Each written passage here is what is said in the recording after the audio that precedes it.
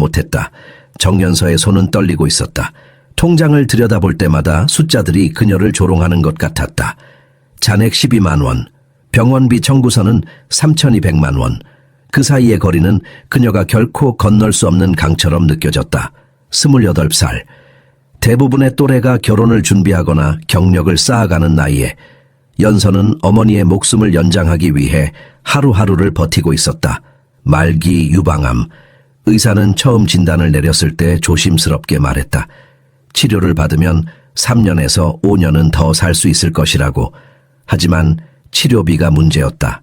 수술, 항암, 방사선, 표적치료. 모든 것이 돈이었다. 연서는 낮에는 편의점에서 일했고 저녁에는 식당에서 설거지를 했으며 새벽에는 신문을 돌렸다. 하루에 4시간을 자는 것도 사치였다. 몸은 비틀거렸고 눈 밑에는 검은 그림자가 내려앉았다.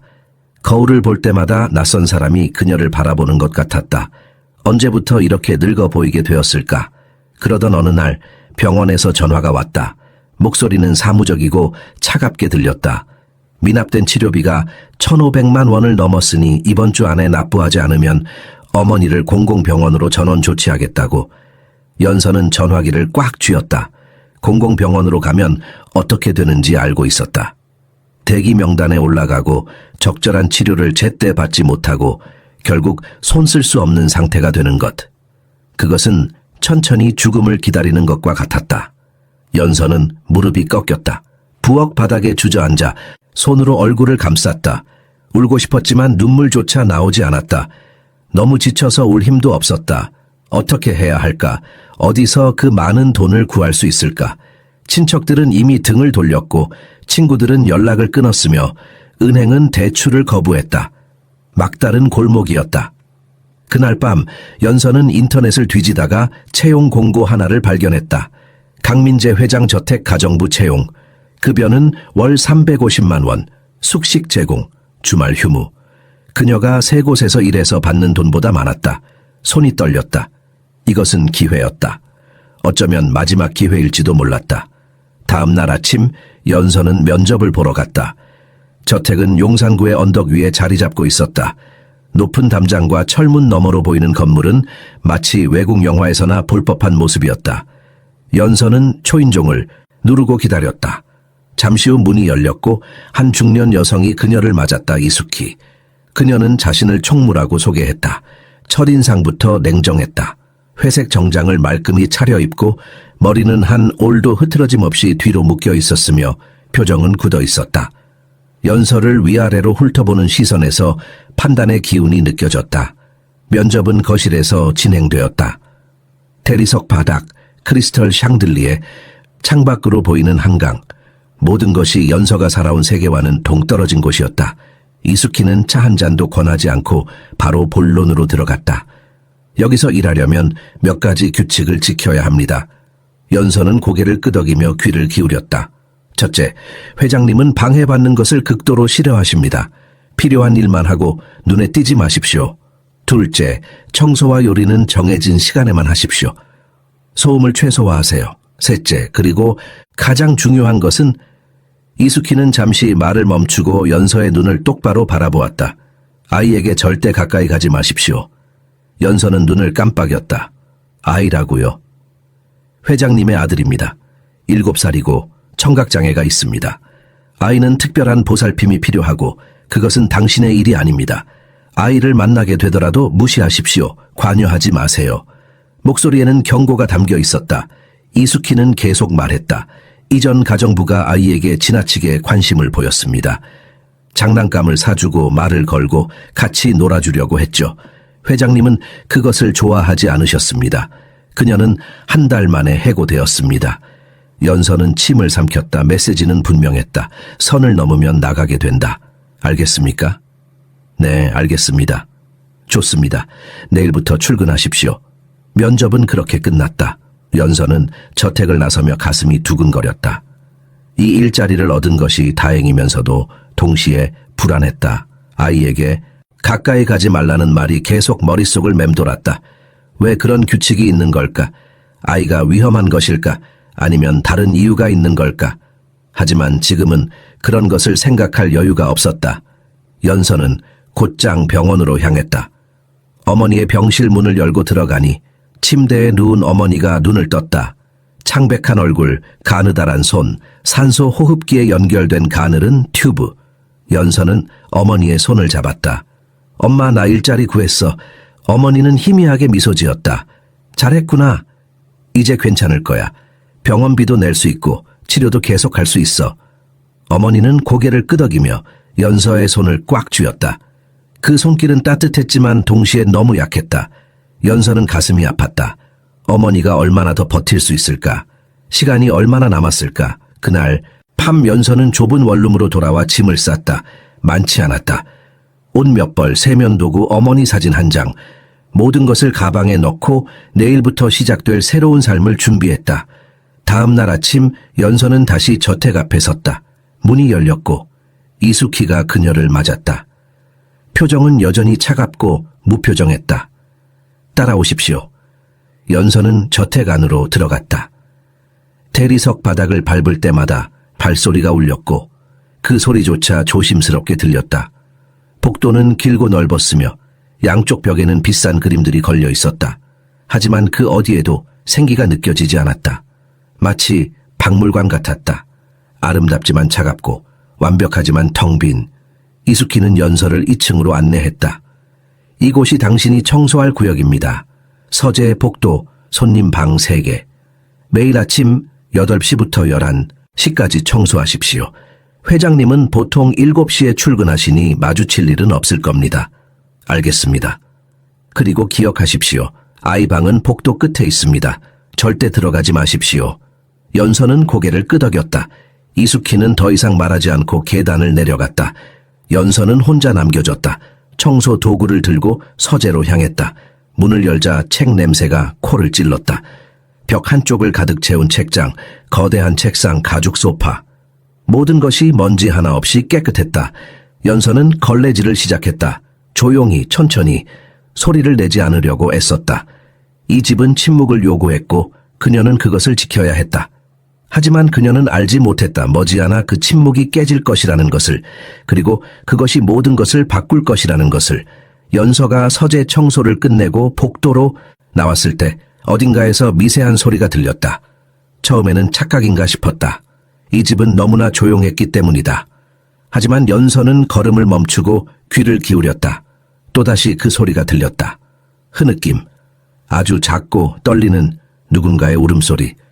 연서는 고개를 돌려 복도를 살폈다. 소리는 끝쪽에서 나는 것 같았다. 그곳은 이숙희가 절대 가지 말라고 했던 곳, 아이의 방이 있는 곳. 연서는 망설였다. 이숙희의 경고가 머릿속에서 맴돌았다. 아이에게 가까이 가지 마라. 관여하지 마라. 선을 넘으면 나가게 된다. 하지만 그 울음소리는 계속되었다. 작고 외롭고 도움을 구하는 듯한 소리. 연서는 발걸음을 옮기기 시작했다. 한 걸음, 두 걸음 복도를 따라 천천히 걸었다. 끝에 다다르자 한 방의 문이 반쯤 열려 있었다. 안에서 빛이 새어 나왔다. 연서는 문틈으로 안을 들여다보았다. 그리고 숨이 멎었다. 바닥에 작은 소년이 앉아 있었다. 태율이었다. 그의 주변에는 수십 개의 종이 비행기가 놓여 있었다. 어떤 것은 가지런히 줄을 맞춰 있었고 어떤 것은 무더기로 쌓여 있었다. 아이는 새 종이를 접고 있었다. 작은 손이 떨리고 있었고 얼굴에는 눈물이 흘러내렸다. 비행기를 접다가 손을 멈추고 오른쪽 귀를 움켜쥐었다. 얼굴이 일그러졌다. 통증, 진짜 통증이었다. 연서는 그 모습을 보고 가슴이 내려앉았다. 오빠 민석.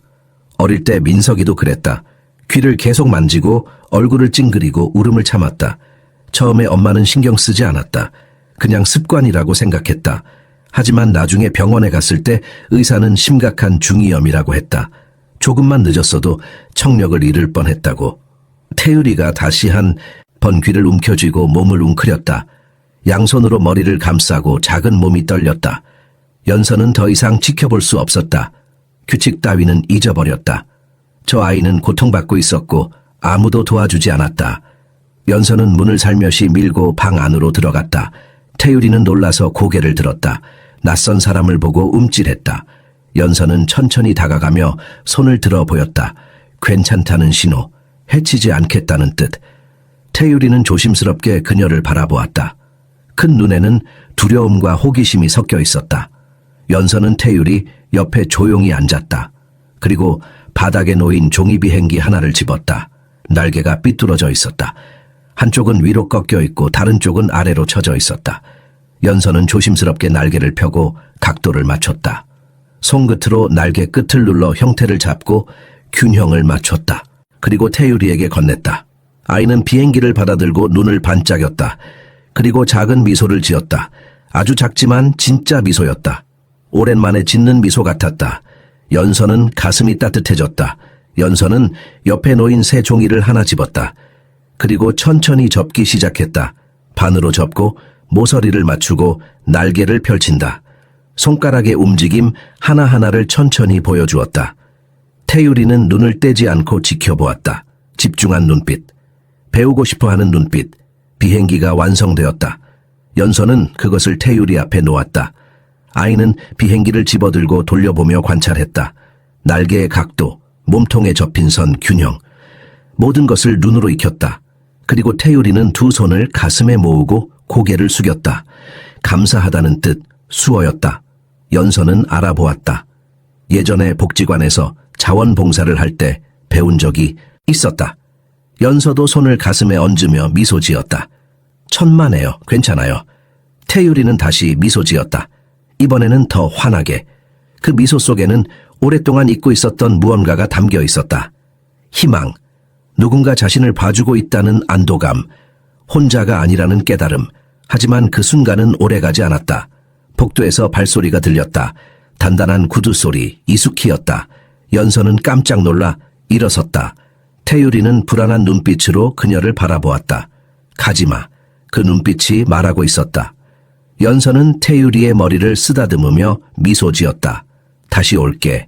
그리고 재빨리 방을 나섰다. 문을 닫고 복도로 나왔을 때 이수키가 바로 앞에 서 있었다. 그녀의 얼굴은 차갑게 굳어 있었다. 눈빛은 날카롭고 입술은 꽉 다물어져 있었다. 연서는 가슴이 철렁했다. 들켰다. 뭐 하는 겁니까? 이수키의 목소리는 낮고 차가웠다. 소리가 들려서. 제가 뭐라고 했습니까? 아이 방에 들어가지 말라고 했습니다. 죄송합니다. 하지만 아이가 변명하지 마십시오. 이수키는 한 걸음 다가왔다. 연서는 본능적으로 뒤로 물러섰다. 다시는 그 방에 들어가지 마십시오. 이건 경고입니다. 한 번 더 규칙을 어기면 즉시 나가야 합니다. 알겠습니까? 연서는 고개를 끄덕였다. 이수키는 더 이상 말하지 않고 돌아섰다. 발소리가 복도를 울리며 멀어졌다. 연서는 그 자리에 서서 가슴을 쓸어내렸다. 손이 떨리고 있었다. 하지만 그녀의 마음속에서 무언가 변했다. 태유리는 단순히 청각장애가 있는 아이가 아니었다. 그는 고통받고 있었다. 귀가 아팠다. 진짜로 아팠다. 그리고 아무도 그것을 알아채지 못했다. 아니, 알아채려 하지 않았다. 연서는 문득 깨달았다. 이 집은 침묵으로 가득했지만 가장 큰 외침은 들리지 않고 있었다. 태유리의 외침, 도와달라는, 봐달라는, 고통에서 구해달라는 외침. 그리고 연서는 결심했다. 규칙을 어기더라도, 일자리를 잃더라도 저 아이를 도와야 한다고. 왜냐하면 누군가는 그래야 했기 때문이다. 누군가는 들어야 했기 때문이다. 연서는 그날 밤 잠을 이룰 수 없었다. 눈을 감으면 태유리의 모습이 떠올랐다. 바닥에 웅크리고 앉아 귀를 움켜쥔 채 고통스러워하던 그 작은 몸, 눈물로 젖은 얼굴, 아무에게도 들리지 않는 외침. 연서는 이불을 뒤척이며 생각했다. 세계적으로 유명한 의사들이 태유리를 진찰했다. 그들이 뭔가 놓쳤을 리 없다. 하지만 마음 한편에서는 계속해서 의심이 자라났다. 오빠 민석이가 떠올랐다. 민석이도 어렸을 때 귀를 자주 만졌다. 엄마는 그냥 버릇이라고 생각했다. 병원에 갔을 때도 의사는 대수롭지 않게 넘겼다. 하지만 몇 년 후 다른 병원에서 제대로 검사를 했을 때 발견됐다. 귀 안쪽 깊은 곳에 작은 이물질이 끼어 있었던 것이다. 간단한 시술로 제거했고 민석이는 그 후로 귀를 만지지 않았다. 몇 년 동안 겪었던 불편함이 단 몇 분 만에 해결되었다. 만약 태유리도 그런 거라면? 만약 의사들이 놓친 무언가가 있다면? 연서는 침대에서 일어나 창가로 갔다. 밤하늘에는 별이 가득했다. 저택 너머로 한강이 검게 흐르고 있었다. 고요했다. 너무나 고요했다. 이 집은 언제나 이렇게 조용했다. 마치 숨을 죽이고 있는 것처럼. 하지만 연서는 알고 있었다. 자신은 여기 일하러 온 것이지 태유리를 구하러 온 게 아니라는 것을. 어머니의 병원비를 내야 했다. 이 일자리를 잃으면 모든 게 끝이었다. 이수키의 경고는 분명했다. 선을 넘지 마라. 다시 한번 규칙을 어기면 나가게 된다. 하지만 태유리의 얼굴이 계속 떠올랐다. 그 작은 미소. 종이 비행기를 건네받았을 때 환하게 빛나던 눈. 감사하다고 수어로 말했을 때의 진심 어린 표정. 그 아이는 그저 들어달라고, 봐달라고, 이해받고 싶다고 외치고 있었다. 연서는 한숨을 쉬며 다시 침대로 돌아갔다. 내일 또 일해야 했다. 그리고 태유리를 피해야 했다. 이수키가 지켜보고 있을 것이다. 사흘이 지났다. 연서는 최대한 조용히 일했다. 청소를 하고 요리를 거들고 눈에 띄지 않으려 애썼다. 하지만 복도를 지날 때마다 태유리의 방 쪽을 쳐다보게 되었다. 문은 닫혀 있었고 안에서 아무 소리도 들리지 않았다. 아이는 여전히 혼자였다. 그러던 어느 날 저녁 강민재 회장이 돌아왔다. 연서는 복도에서 그를 처음 보았다. 키가 크고 정장을 입고 얼굴은 지쳐 보였다. 그는 계단을 올라 태유리의 방으로 향했다. 연서는 멀리서 지켜보았다. 회장은 방문을 열고 안으로 들어갔다. 몇 분 후 나왔을 때 그의 표정은 더 굳어져 있었다. 태유리를 안아주지 않았다. 말을 걸지도 않았다. 그저 들어갔다가 나왔을 뿐이었다. 연서는 가슴이 아팠다. 저 아이는 아버지가 왔는데도 제대로 된 인사 하나 받지 못했다. 얼마나 외로울까. 그날 밤 연서는 서재 근처를 청소하다가 회장의 서재에서 목소리가 들리는 것을 알아챘다. 문이 살짝 열려 있었다. 엿들으려는 의도는 없었지만 목소리가 복도까지 새어나왔다. 여자 목소리가 들렸다. 민재 씨, 태유리를 이렇게 가둬둘 수는 없어요. 아이는 학교에 가야 하고 친구를 사귀어야 해요. 강민재의 목소리는 낮고 지쳐 있었다. 유지나 태유리는 듣지 못해. 학교에 가면 놀림받을 거야. 친구들이 이해해 줄 리 없어. 그럼 수어를 가르치는 학교에 보내면 되잖아요. 태유리 또래 아이들이 있는 곳이요. 거기서는 소통할 수 있어요. 안 돼. 난 아직 포기하지 않았어. 언젠가 치료법이 나올 수도 있어. 벌써 7년이에요. 세계 최고의 의사들이 모두 같은 말을 했잖아요. 선천성 청각장애라고, 치료 불가능하다고. 그래도 난... 목소리가 떨렸다. 강민재는 말을 잇지 못했다. 잠시 침묵이 흘렀다. 유진이 다시 말했다. 민재 씨, 태유리를 가두는 건 보호가 아니에요. 감금이에요. 저 아이도 세상을 경험할 권리가 있어요. 세상은 잔인해. 장애가 있는 아이에게 세상은 더 잔인하고. 하지만 여기도 잔인해요. 이 침묵 속에서 혼자 자라는 게 얼마나 고통스러운지 생각해 보셨어요? 연서는 숨을 죽였다. 유진이라는 여자의 말이 옳았다. 태유리는 감금된 거나 다름없었다. 학교도 못 가고 친구도 없고 아버지조차 제대로 마주하지 못했다. 강민재는 한참 후에 답했다. 윤희가 살아있었다면 달랐을 거야. 그녀라면 어떻게 해야 할지 알았을 텐데. 하지만 윤희는 없어요. 그리고 태유리는 여기 있어요. 지금 당신이 필요한 아이가요. 대화는 거기서 끝났다. 발소리가 들렸고 연서는 황급히 그 자리를 떠났다. 하지만 들은 말들이 머릿속에서 맴돌았다.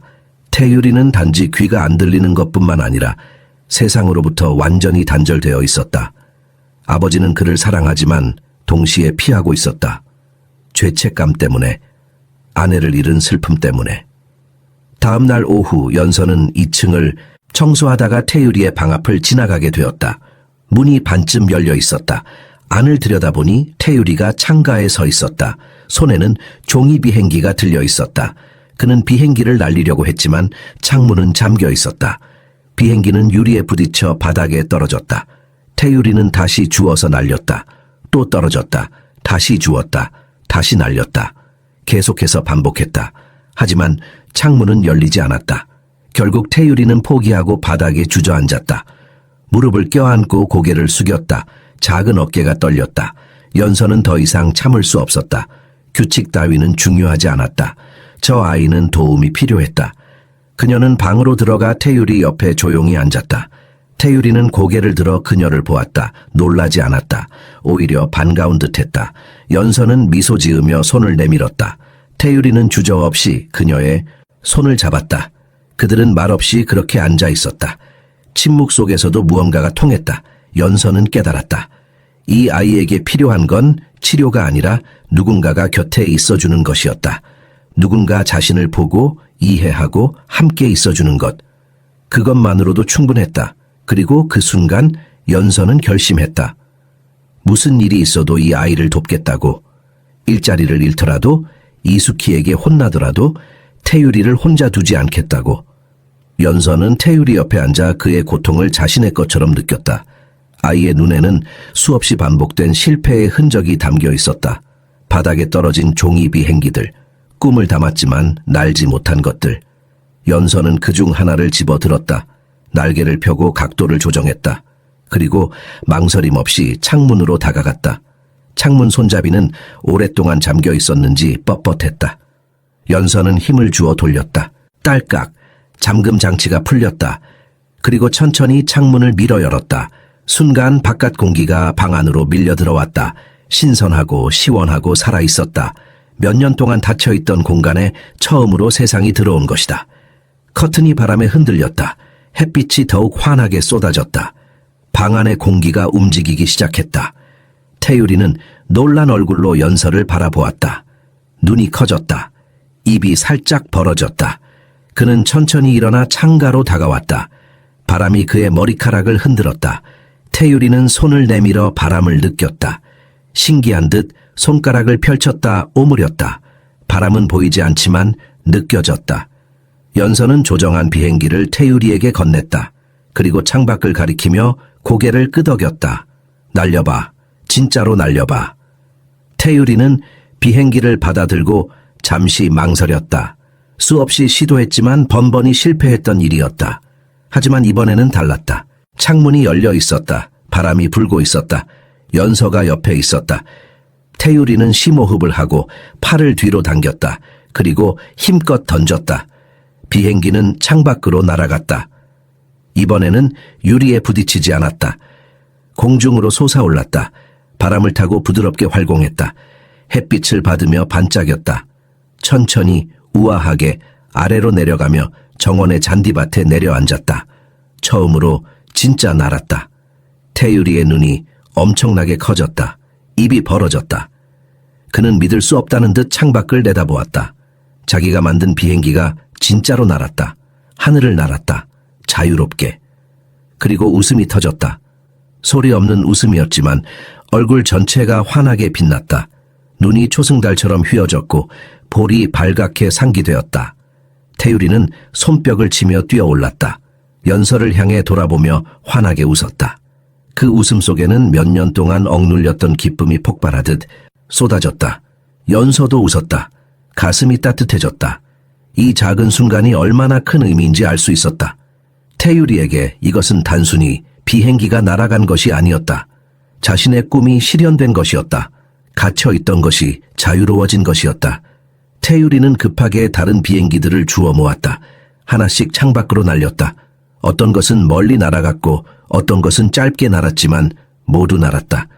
바닥에 떨어진 게 아니라 하늘을 날았다. 태율이는 매번 환호했다.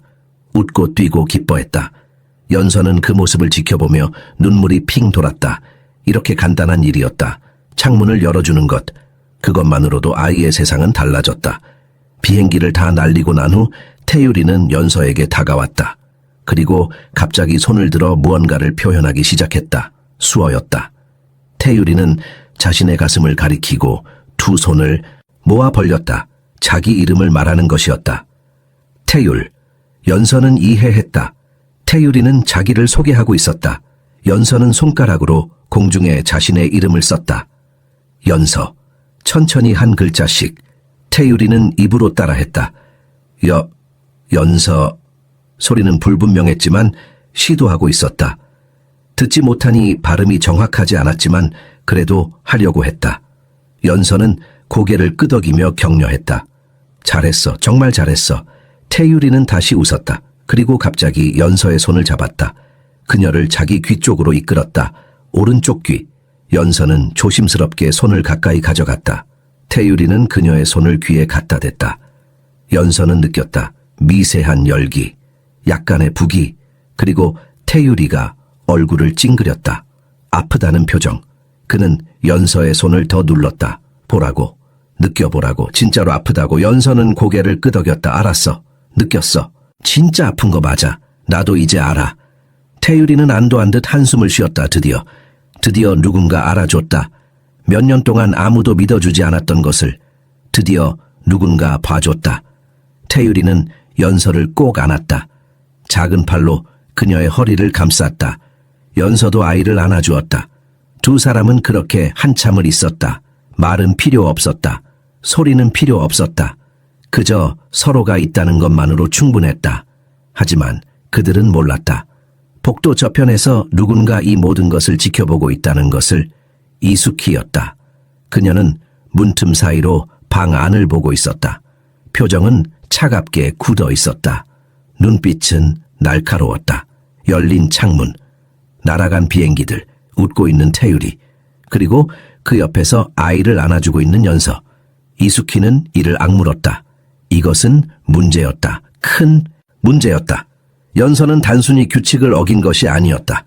태유리의 마음속으로 들어가고 있었다. 아이가 그녀를 믿기 시작했다. 의지하기 시작했다. 이것은 위험했다. 이숙희는 조용히 발걸음을 돌렸다.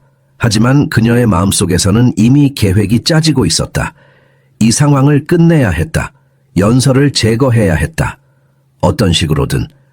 방 안에서 태유리와 연서는 여전히 함께 있었다. 창밖으로는 바람이 불고 햇빛이 쏟아지고 세상이 그들을 향해 열려 있었다. 하지만 복도에서는 어둠이 다가오고 있었다. 그리고 그 어둠은 곧 그들을 덮칠 것이었다. 그날 밤 연서는 자기 방에서 쉬고 있었다. 태유리와 함께한 오후가 마음속에 따뜻하게 남아있었다. 아이의 웃음, 처음으로 하늘을 난 비행기, 그 모든 것이 꿈 같았다. 하지만 그 평화는 오래가지 않았다. 문을 두드리는 소리가 들렸다. 연서가 문을 열자 이숙희가 서 있었다. 얼굴은 무표정했지만 눈빛은 차가웠다. 회장님께서 찾으십니다. 지금 당장 서재로 오십시오. 목소리에는 감정이 없었다. 하지만 연서는 느낄 수 있었다. 뭔가 잘못되었다는 것을. 그녀는 이숙희를 따라 계단을 내려갔다. 복도를 지나며 가슴이 두근거렸다. 손바닥에 땀이 났다. 서재 문이 열려 있었다. 안으로 들어가자 강민재 회장이 책상 앞에 서 있었다. 표정은 굳어 있었다. 이숙희는 그의 옆에 섰다. 두 사람 모두 연서를 바라보고 있었다. 강민재가 먼저 입을 열었다. 연서 씨, 앉으세요. 연서는 의자에 앉았다. 등이 뻣뻣했다. 강민재는 팔짱을 끼고 그녀를 내려다보았다. 오늘 태율이 방에 들어갔다고 들었습니다. 연서는 침을 삼켰다. 네, 그랬습니다. 제가 규칙을 명확히 말씀드렸습니다. 아이에게 가까이 가지 말라고, 관여하지 말라고. 죄송합니다. 하지만 변명은 필요 없습니다. 강민재의 목소리는 날카로웠다. 규칙을 어겼습니다. 그것으로 충분합니다. 이숙희가 끼어들었다. 회장님 그뿐만이 아닙니다. 연서 씨는 창문을 열었습니다. 태율이 방의 창문을요. 그 창문은 몇 년 동안 잠겨 있었습니다. 이유가 있어서요. 강민재의 얼굴이 더욱 굳어졌다. 창문을 열었습니까? 연서는 고개를 끄덕였다. 네. 하지만 태율이가 뭡니까? 강민재의 목소리가 높아졌다. 태율이가 원했다고요? 아이는 듣지 못합니다. 세상이 얼마나 위험한지 모릅니다. 창문을 열면 어떤 일이 생길지 모릅니다. 하지만 아이는 답답해하고 있었습니다. 연서도 목소리를 냈다. 비행기를 날리고 싶어 했어요. 밖을 보고 싶어 했고요. 그건 당신이 판단할 일이 아닙니다. 강민재는 단호했다. 태율이의 안전은 제 책임입니다. 당신의 책임이 아닙니다. 연서는 입술을 깨물었다. 하지만 멈출 수 없었다. 회장님, 태율이는 단순히 청각장애만 있는 게 아닐 수도 있습니다. 순간 방 안이 조용해졌다. 강민재와 이숙희 모두 연서를 쳐다보았다. 강민재는 천천히 물었다. 무슨 말입니까? 연서는 심호흡을 했다. 태유리는 오른쪽 귀를 자주 만집니다. 아파하는 것 같았어요. 단순한 습관이 아니라 진짜 통증이 있는 것 같았어요. 이수키가 비웃듯 말했다. 말도 안 됩니다. 세계 최고의 의사들이 태유리를 진찰했습니다. 통증 같은 건 없다고 했어요. 하지만 제 오빠도 그랬어요. 연서가 말했다. 오빠도 어렸을 때 귀를 자주 만졌어요. 의사들은 아무 문제 없다고 했지만 나중에 다른 병원에서 검사했을 때 귀 안쪽에 이물질이 있다는 걸 발견했어요. 간단한 시술로 제거했고 오빠는 그 후로 귀를 만지지 않았어요. 강민재는 눈을 가늘게 떴다. 그래서 당신은 의사들이 틀렸다고 말하는 겁니까? 수천만 원을 들여 전문가들에게 진찰받았는데 당신이 더 잘 안다고? 아니요, 그런 게 아니라. 연서는 말을 이었다. 그냥 한 번 더 확인해 보시면 어떨까 해서요. 혹시 놓친 게 있을 수도 있잖아요. 이수키가 냉소적으로 말했다. 연서 씨는 의학적 지식도 없으면서 감히 전문가들을 의심하는군요. 이건 오만입니다. 강민재는 한참 동안 연서를 바라보았다. 그의 눈빛은 복잡했다. 분노, 의심, 그리고 희미한 동요. 그는 입을 열었다. 이수키, 잠시 자리를 비켜주십시오. 이수키는 놀란 표정을 지었다. 하지만 회장님, 나가주십시오. 이수키는 입술을 꽉 다물고 방을 나갔다. 문이 닫혔다. 이제 방 안에는 강민재와 연서만 남았다. 강민재는 의자에 앉으며 한숨을 쉬었다. 갑자기 그의 얼굴이 지쳐 보였다. 연서 씨, 당신은 제가 얼마나 많은 돈을 썼는지 알고 있습니까? 연서는 조용히 들었다. 수십억 원입니다. 전 세계를 돌아다니며 최고의 의사들을 만났습니다. 스위스, 미국, 독일, 일본 모두 같은 말을 했습니다. 선천성 청각장애, 치료 불가능, 희망 없음. 그의 목소리가 떨렸다. 그리고 제 아내 윤희는 태유리를 낳다가 죽었습니다. 의사가 선택하라고 했어요. 산모와 아기 중 하나만 살릴 수 있다고. 저는 망설였습니다. 그 망설임 속에서 윤희는 떠났어요. 연서는 가슴이 아팠다. 강민재는 계속 말했다. 태유리가 태어났을 때 저는 기뻤습니다. 하지만 동시에 죄책감에 짓눌렸어요. 아내를 잃었고 아들은 듣지 못했어요. 모두 제 탓이라고 생각했습니다. 그래서 태유리를 볼 수 없었습니다. 아이를 볼 때마다 윤희가 떠올랐어요. 제가 구하지 못한 사람이요. 강민재는 눈을 감았다. 저는 태유리를 이 집에 가둔 게 아닙니다. 제 자신을 가둔 겁니다. 세상으로부터 도망친 거예요. 연서는 눈물이 핑 돌았다. 그녀는 조용히 말했다. 회장님, 저도 어머니를 잃을까봐 두렵습니다. 어머니는 말기암 환자예요. 치료비를 낼 수 없어서 이 일을 시작했어요. 매일매일 어머니가 숨쉬고 있을까 걱정하며 살아요. 두 사람은 서로를 바라보았다. 두 개의 절망이 만났다. 강민재는 오랜 침묵 끝에 말했다. 알겠습니다. 내일 태유리를 다른 병원에 데려가겠습니다. 다시 한번 검사를 받게 하겠어요. 연서는 눈을 크게 떴다. 정말입니까? 네. 하지만 강민재는 단호하게 말했다. 만약 당신이 틀렸다면, 그리고 의사들이 아무것도 발견하지 못한다면 당신은 이 집을 떠나야 합니다. 규칙을 어긴 대가를 치러야 해요. 연서는 고개를 끄덕였다. 알겠습니다. 받아들이겠습니다. 좋습니다. 내일 아침 8시에 준비하십시오. 연서는 일어나 인사를 하고 방을 나왔다. 폭도를 걸으며 가슴이 두근거렸다. 희망과 두려움이 뒤섞였다. 만약 자신이 틀렸다면, 만약 의사들이 아무것도 발견하지 못한다면, 하지만 태유리의 얼굴이 떠올랐다. 귀를 움켜쥐며 고통스러워하던 모습. 그것은 진짜였다. 연서는 확신했다. 내일 모든 것이 밝혀질 것이다. 복도 저편에서 이수키가 그녀를 지켜보고 있었다. 차갑고 날카로운 시선. 연서는 그 시선을 느끼며 자기 방으로 돌아갔다. 문을 닫고 침대에 앉아 손을 모았다. 내일이 두려웠다. 하지만 동시에 희망도 있었다. 태유리를 위해, 진실을 밝히기 위해 연서는 기도했다. 제발 무언가 발견되기를, 제발 자신이 옳기를. 아침이 밝았다. 하지만 하늘은 잔뜩 흐려 있었다. 먹구름이 낮게 깔려 있었고 비가 올 것 같았다. 연서는 알람이 울리기 전에 눈을 떴다. 사실 거의 잠을 자지 못했다. 밤새 뒤척이며 생각했다. 만약 오늘 병원에서 아무것도 발견하지 못한다면? 만약 자신이 틀렸다면? 그녀는 침대에서 일어나 창밖을 내다보았다. 정원에는 어제 태유리가 날렸던 종이비 행기 몇 개가 여전히 놓여 있었다. 바람에 젖어 구겨져 있었지만 그래도 거기 있었다. 날았던 증거들.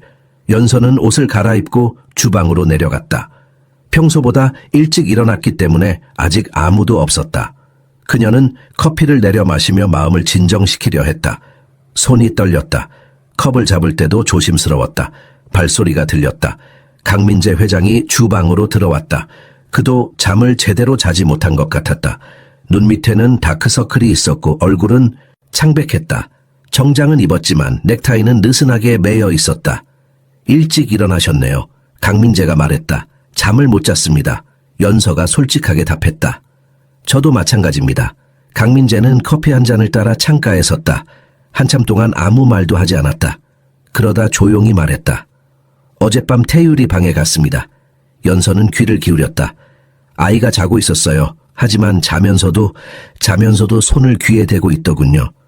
오른쪽 귀에요. 마치 무언가로부터 보호하려는 것처럼. 강민재의 목소리가 떨렸다. 몇 년 동안 저는 그것을 본 적이 없었습니다.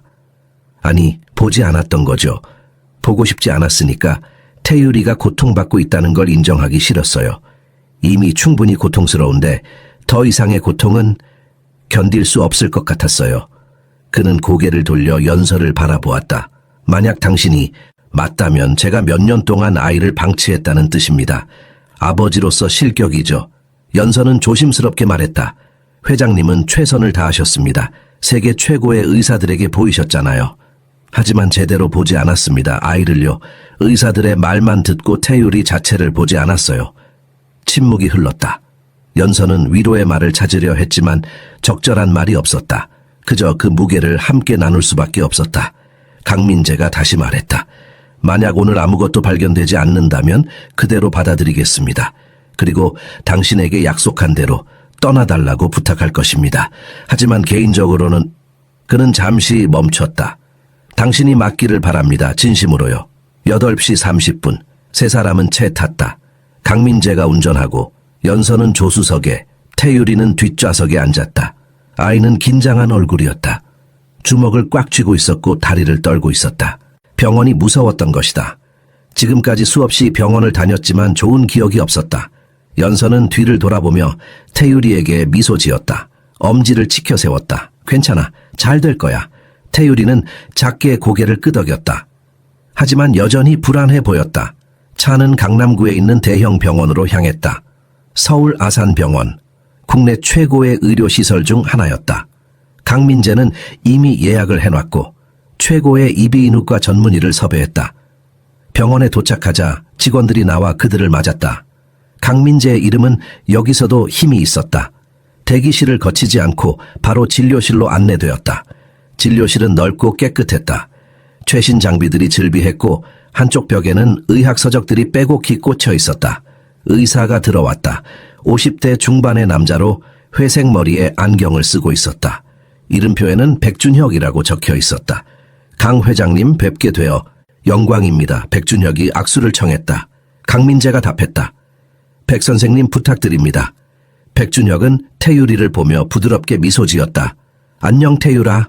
나는 백 선생님이야. 오늘 네 귀를 한번 볼 거야. 아프지 않으니까 걱정하지 마. 태율이는 듣지 못했지만 백준혁의 따뜻한 표정을 보고 조금 안심한 것 같았다. 연서가 태율이 옆에 서서 손을 잡아주었다. 백준혁은 강민재에게 물었다.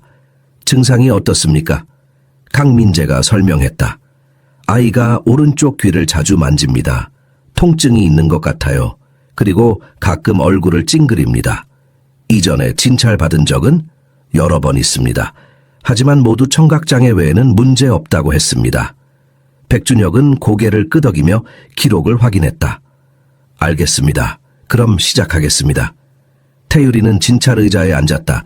백준혁은 먼저 왼쪽 귀를 검사했다. 이경을 사용해 귀 안쪽을 들여다보았다. 왼쪽은 예상대로입니다. 청각신경 손상이 있지만 염증이나 이물질은 없습니다. 그리고 오른쪽 귀를 검사하기 시작했다. 이경을 귀에 넣고 천천히 각도를 조절했다. 처음에는 아무 말도 하지 않았다. 하지만 점점 표정이 변했다. 눈썹이 올라갔다. 입술이 굳어졌다. 잠깐만요. 백준혁은 이경을 빼고 다른 장비를 가져왔다. 더 정밀한 내시경이었다. 다시 태유리의 귀를 들여다보았다. 이번에는 모니터에 영상이 나타났다. 강민재와 연서도 볼 수 있었다. 화면에는 귀 안쪽이 보였다. 그리고 깊은 곳에 무언가 있었다. 희고 딱딱해 보이는 물체. 주변 조직은 붉게 부어 있었다. 백준혁의 목소리가 낮아졌다. 이건 강민재가 다가왔다. 뭡니까? 폐쇄물입니다. 귀 안쪽 깊은 곳에 박혀 있습니다. 아마 태어날 때부터 있었을 겁니다. 주변 조직이 염증을 일으키고 있어요. 이게 통증의 원인입니다. 방 안이 조용해졌다. 연서는 숨을 멈췄다. 강민재는 화면을 멍하니 바라보았다. 백준혁이 계속 말했다. 이 위치는 일반 검사로는 보기 어렵습니다. 특수 장비가 필요해요. 그리고 그는 잠시 멈췄다. 이것이 청각에 영향을 미쳤을 가능성도 있습니다. 강민재의 목소리가 떨렸다. 무슨 뜻입니까? 폐쇄물이 청각신경을 압박하고 있을 수 있습니다. 만약 이것을 제거하면 백준혁은 신중하게 말을 이었다. 청력이 회복될 가능성이 있습니다. 연서는 눈물이 핑 돌았다. 강민재는 의자를 붙잡았다. 태유리는 무슨 일인지 모르고 두 사람을 번갈아 바라보았다. 백준혁이 말했다. 수술이 필요합니다. 간단한 시술은 아니지만 성공률은 높습니다. 결정은 회장님께서 하셔야 합니다. 강민재는 태유리를 바라보았다. 아이는 여전히 불안한 표정이었다. 하지만 동시에 신뢰하는 눈빛으로 아버지를 보고 있었다. 강민재는 고개를 끄덕였다. 수술해 주십시오. 언제든 가능합니다. 백준혁은 미소 지었다. 내일 당장 준비하겠습니다. 진료실을 나올 때 강민재는 연서를 바라보았다.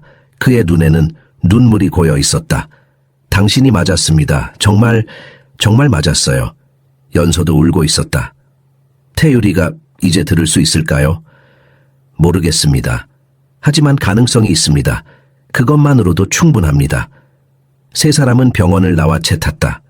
이번에는 분위기가 달랐다. 희망이 있었다. 처음으로 진짜 희망이. 백준혁 원장은 태유리의 오른쪽 귀를 더욱 세밀하게 검사했다. 내시경 화면에는 귀 속 깊은 곳이 선명하게 보였다. 그리고 그곳에는 고막 전체를 가리는 덩어리가 있었다. 어두운 색의 단단한 물질. 백준혁은 화면을 확대하며 설명했다. 이것은 귀지가 심하게 굳어진 것입니다. 아마 몇 년 동안 쌓였을 겁니다. 강민재가 물었다. 귀지요? 그렇게 간단한 겁니까? 간단하다고만 할 수는 없습니다. 백준혁이 답했다. 이 정도로 깊고 단단하게 굳은 경우는 흔하지 않습니다. 특히 청각장애가 있는 환자의 경우 이런 증상을 놓치기 쉽습니다. 의사들이 주로 청각신경에만 집중하다 보니 이런 물리적 폐쇄는 간과하게 되죠. 연서는 숨을 깊이 들이마셨다.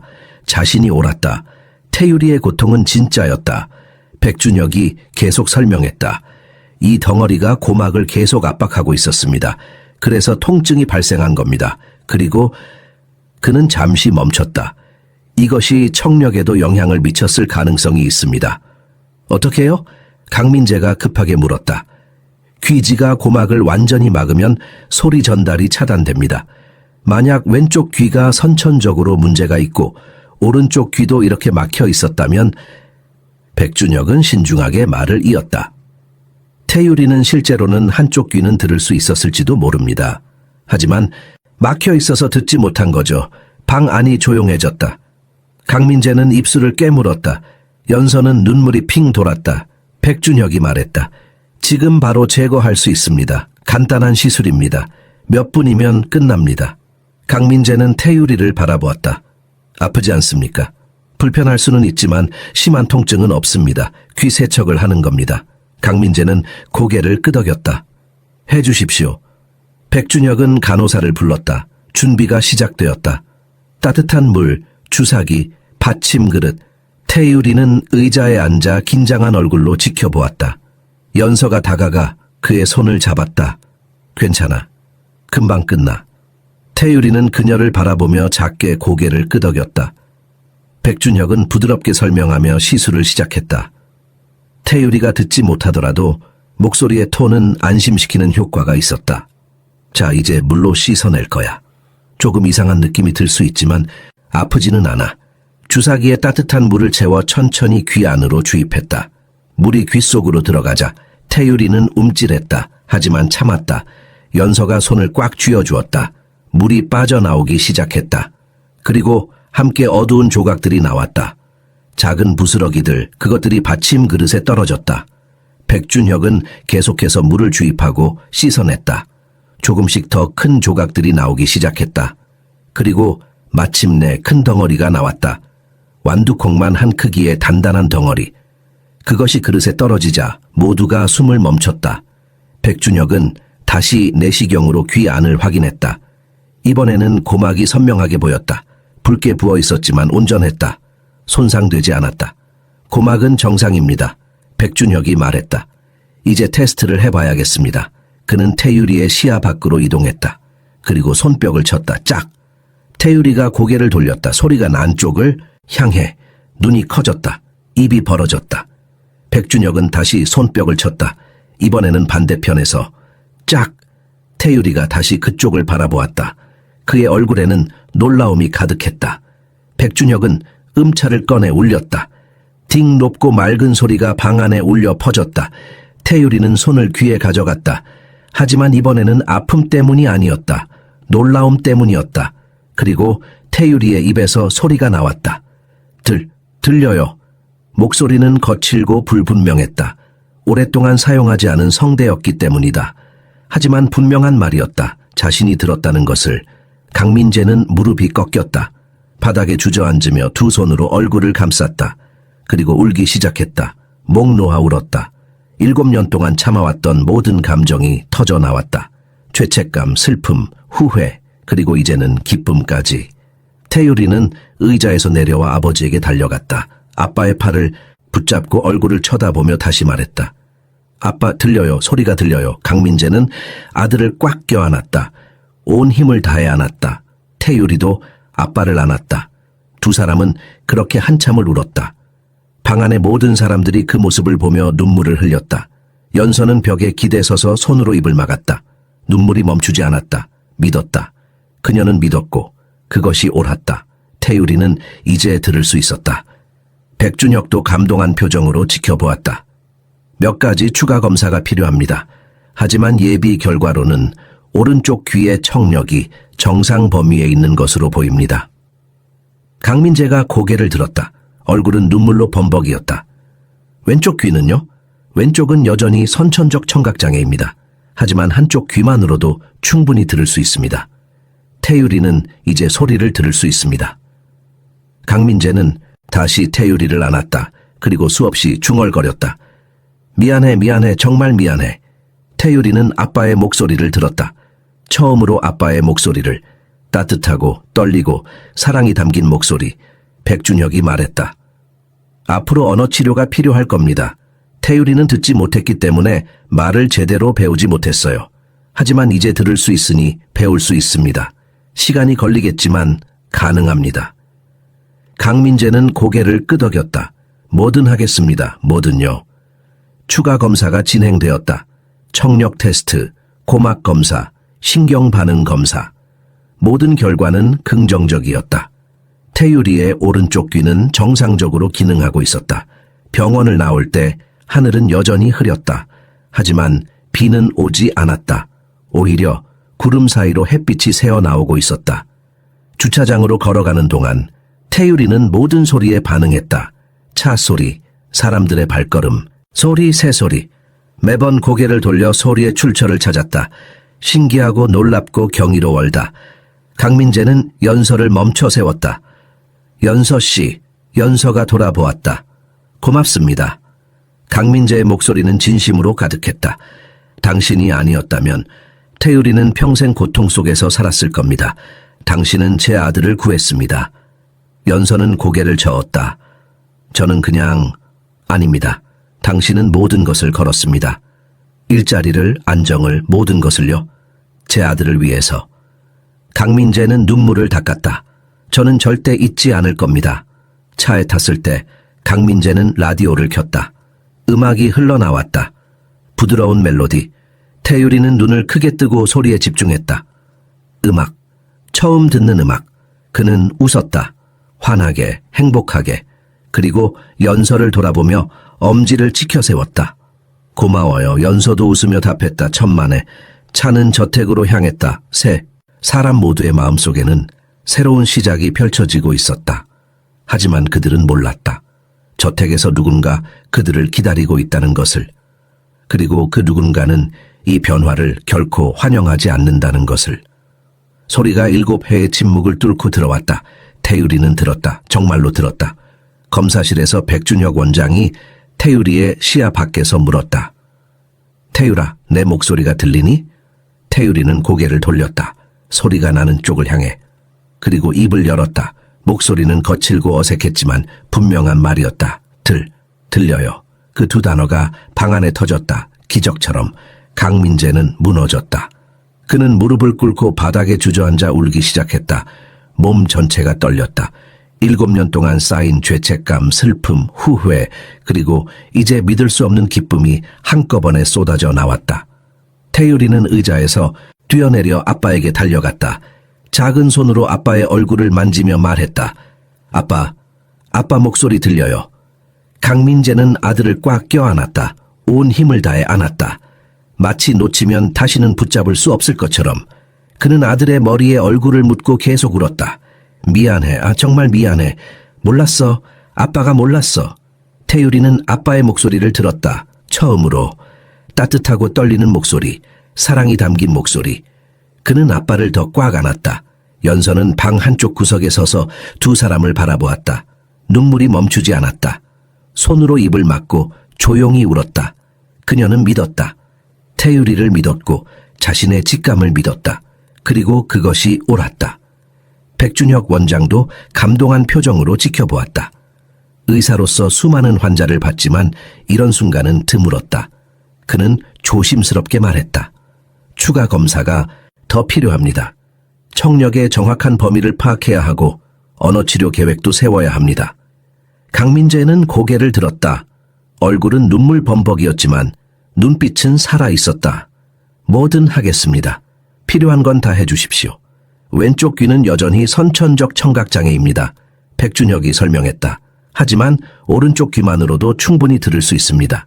태유리는 이제 세상의 소리를 들을 수 있어요. 강민재는 다시 태유리를 안으며 속삭였다. 들리니? 아빠 목소리 들리지? 태유리는 고개를 끄덕였다. 그리고 웃었다. 환하게, 행복하게. 그 웃음 속에는 7년 동안 경험하지 못했던 기쁨이 가득했다. 검사는 계속되었다. 청력 테스트에서 태유리는 다양한 주파수의 소리에 반응했다. 낮은 소리, 높은 소리, 속삭임, 큰 소리 모두 들렸다. 백준혁은 결과를 확인하며 고개를 끄덕였다. 정상 범위입니다. 오른쪽 귀의 청력은 완전히 정상이에요. 강민재는 또다시 눈물을 흘렸다. 이번에는 기쁨의 눈물이었다. 병원을 나와 주차장으로 향할 때 태유리는 세상의 모든 소리에 반응했다. 차가 지나가는 소리에 고개를 돌렸고 사람들의 발걸음 소리에 귀를 기울였으며 멀리서 들리는 새소리에 눈을 반짝였다. 매 순간이 경이로움이었다. 주차장에 도착했을 때 강민재는 연서를 불러 세웠다. 연서 씨, 잠깐만요. 연서가 멈춰 섰다. 강민재는 진지한 표정으로 그녀를 바라보았다. 어제 제가 약속했습니다. 만약 당신이 틀렸다면 떠나야 한다고. 그는 잠시 멈췄다. 하지만 당신은 옳았습니다. 그리고 그것 때문에 제 아들이 구원받았어요. 연서는 고개를 저었다. 저는 그냥 아닙니다. 강민재가 단호하게 말했다. 당신은 모든 것을 걸었습니다. 일자리를, 안정을, 미래를요. 제 아들을 위해서. 그 누구도 하지 못한 일을 당신이 했습니다. 그는 잠시 숨을 고르고 말을 이었다. 그래서 새로운 제안을 하고 싶습니다. 더 이상 가정부가 아닌 태유리의 공식 보호자로 일해 주십시오. 급여는 지금의 5배입니다. 그리고 강민재는 안주머니에서 봉투를 꺼냈다. 어머니의 치료비 전액을 제가 부담하겠습니다. 수술비, 입원비, 모든 것을요. 연서는 눈이 커졌다. 회장님, 그럴 수는. 이건 자선이 아닙니다. 강민재가 말했다. 감사의 표시입니다. 당신은 제 아들에게 세상을 돌려줬어요. 이 정도는 아무것도 아닙니다. 연서는 눈물이 핑 돌았다. 회장님, 받아주십시오. 제발. 연서는 떨리는 손으로 봉투를 받았다. 그 안에는 수표가 들어있었다. 금액을 보고 그녀는 숨이 멎었다. 5천만 원. 어머니의 모든 치료비를 충당하고도 남을 금액이었다. 감사합니다. 정말 감사합니다. 연서는 제대로 말을 잇지 못했다. 강민재는 미소 지었다. 제가 감사해야죠. 우리 가족에 오신 걸 환영합니다, 연서 씨. 차에 탔을 때 강민재는 라디오를 켰다. 클래식 음악이 흘러나왔다. 부드럽고 아름다운 멜로디. 태유리는 눈을 크게 뜨고 소리에 집중했다. 이게 뭐예요? 태유리가 물었다. 발음은 불분명했지만 질문이었다. 음악이야. 강민재가 답했다. 노래란다. 음악. 태유리는 그 단어를 반복했다. 좋아요. 강민재는 웃었다. 그리고 볼륨을 조금 높였다. 태유리는 음악에 맞춰 몸을 흔들기 시작했다. 리듬을 느끼는 것이었다. 연서는 뒷좌석에서 그 모습을 보며 미소 지었다. 차는 저택으로 향했다. 하지만 그들이 도착했을 때 분위기는 이상했다. 대문이 열려 있었고 직원들이 밖에 나와 있었다. 무언가 기다리는 듯했다. 차에서 내리자 직원들이 박수를 치기 시작했다. 요리사, 정원사, 청소부 모두가 나와서 환영했다. 태유리는 박수 소리에 놀라 귀를 막았다. 너무 큰 소리였다. 강민재가 직원들에게 손을 들어 조용히 하라고 신호했다. 박수가 멎었다. 그는 말했다. 여러분, 오늘 기적이 일어났습니다. 태유리가 들을 수 있게 되었어요. 직원들 사이에서 감탄의 소리가 나왔다. 어떤 이는 눈물을 흘렸고 어떤 이는 기쁨에 겨워 손뼉을 쳤다. 태유리는 모든 소리를 들었다. 사람들의 목소리, 기쁨의 함성, 축하의 말들. 하지만 그 무리 속에서 한 사람만은 표정이 달랐다. 이숙희였다. 그녀는 뒤쪽에 서서 조용히 지켜보고 있었다. 얼굴은 무표정했고 눈빛은 차가웠다. 박수도 치지 않았고 미소도 짓지 않았다. 그저 지켜볼 뿐이었다. 연서는 이숙희를 보았다.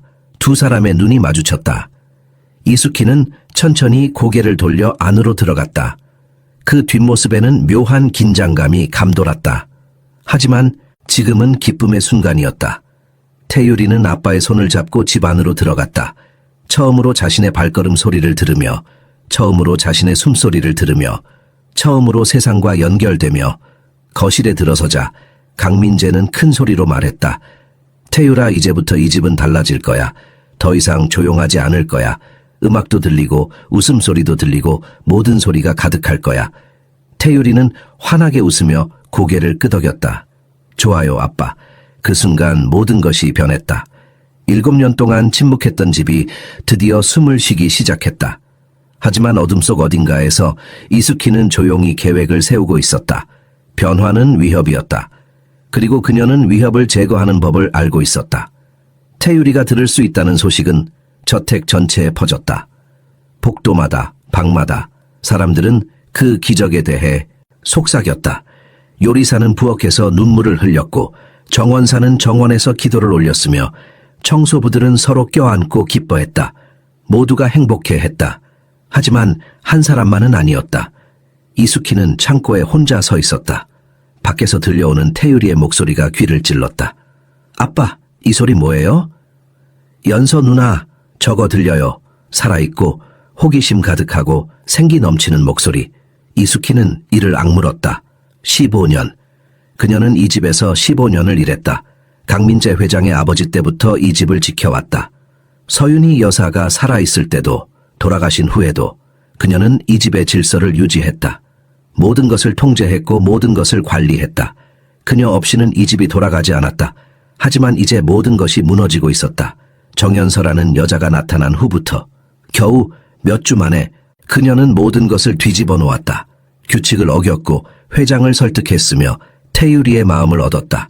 그리고 이제 기적까지 일으켰다. 이숙희는 주먹을 쥐었다. 이것은 위험했다. 변화는 언제나 위험했다. 안정된 구조가 무너지면 혼란이 찾아온다. 그리고 혼란 속에서는 누가 떨어질지 모른다. 이숙희는 떨어지고 싶지 않았다. 그녀는 핸드폰을 꺼내 전화를 걸었다.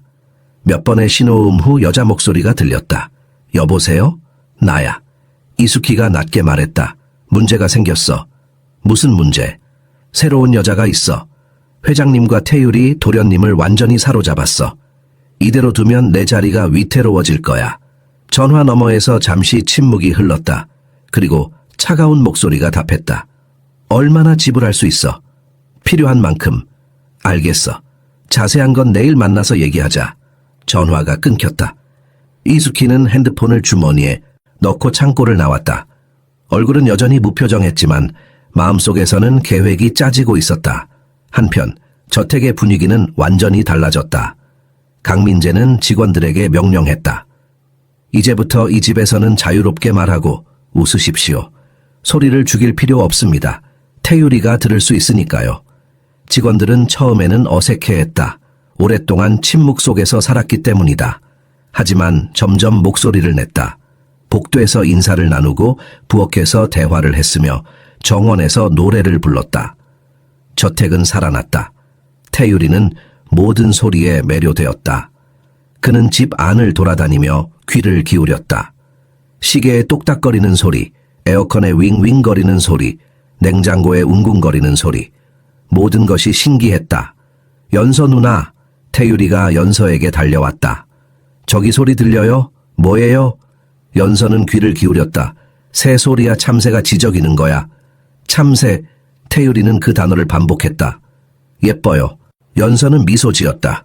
응, 예쁘지. 강민재도 변했다. 그는 저택의 모든 창문을 열었다. 커튼을 걷었다. 햇빛이 쏟아져 들어왔다. 그는 오디오를 켜고 음악을 틀었다. 클래식, 재즈, 팝송. 다양한 음악이 집안을 채웠다. 태율이는 음악에 맞춰 춤을 췄다. 어색하고 서툴렀지만 행복했다. 강민재는 아들을 보며 웃었다. 7년 만에 처음으로 진심으로 웃었다. 저녁 식사 시간. 강민재는 태율이와 연서를 식탁에 앉혔다. 이수키가 항의했다. 회장님, 연서 씨는 직원입니다. 주인 식탁에 앉을 수 없습니다. 강민재는 단호하게 말했다. 연서 씨는 이제 가족입니다. 태율이의 보호자이자 우리 집의 일원이에요. 이수키는 입술을 꽉 다물었다. 하지만 아무 말도 하지 못했다. 그녀는 조용히 물러섰다. 식사는 따뜻했다. 강민재는 태율이에게 음식 이름을 알려주고 태율이는 발음을 연습했다. 비빔밥, 김치, 불고기. 어색한 발음이었지만 계속 시도했다. 연서는 옆에서 도와주었다. 천천히 해. 입술을 이렇게 모아서. 태율이는 집중해서 따라했다. 그리고 점점 나아졌다. 강민재는 그 모습을 보며 가슴이 벅찼다. 자기 아들이 말하고 있었다. 듣고 있었다. 살아 있었다.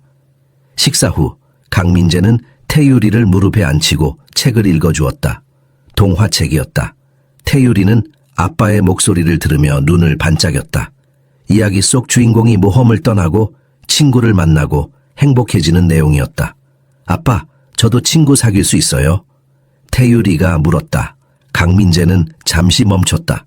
그리고 대답했다. 물론이지. 이제 학교에도 갈 수 있어. 학교.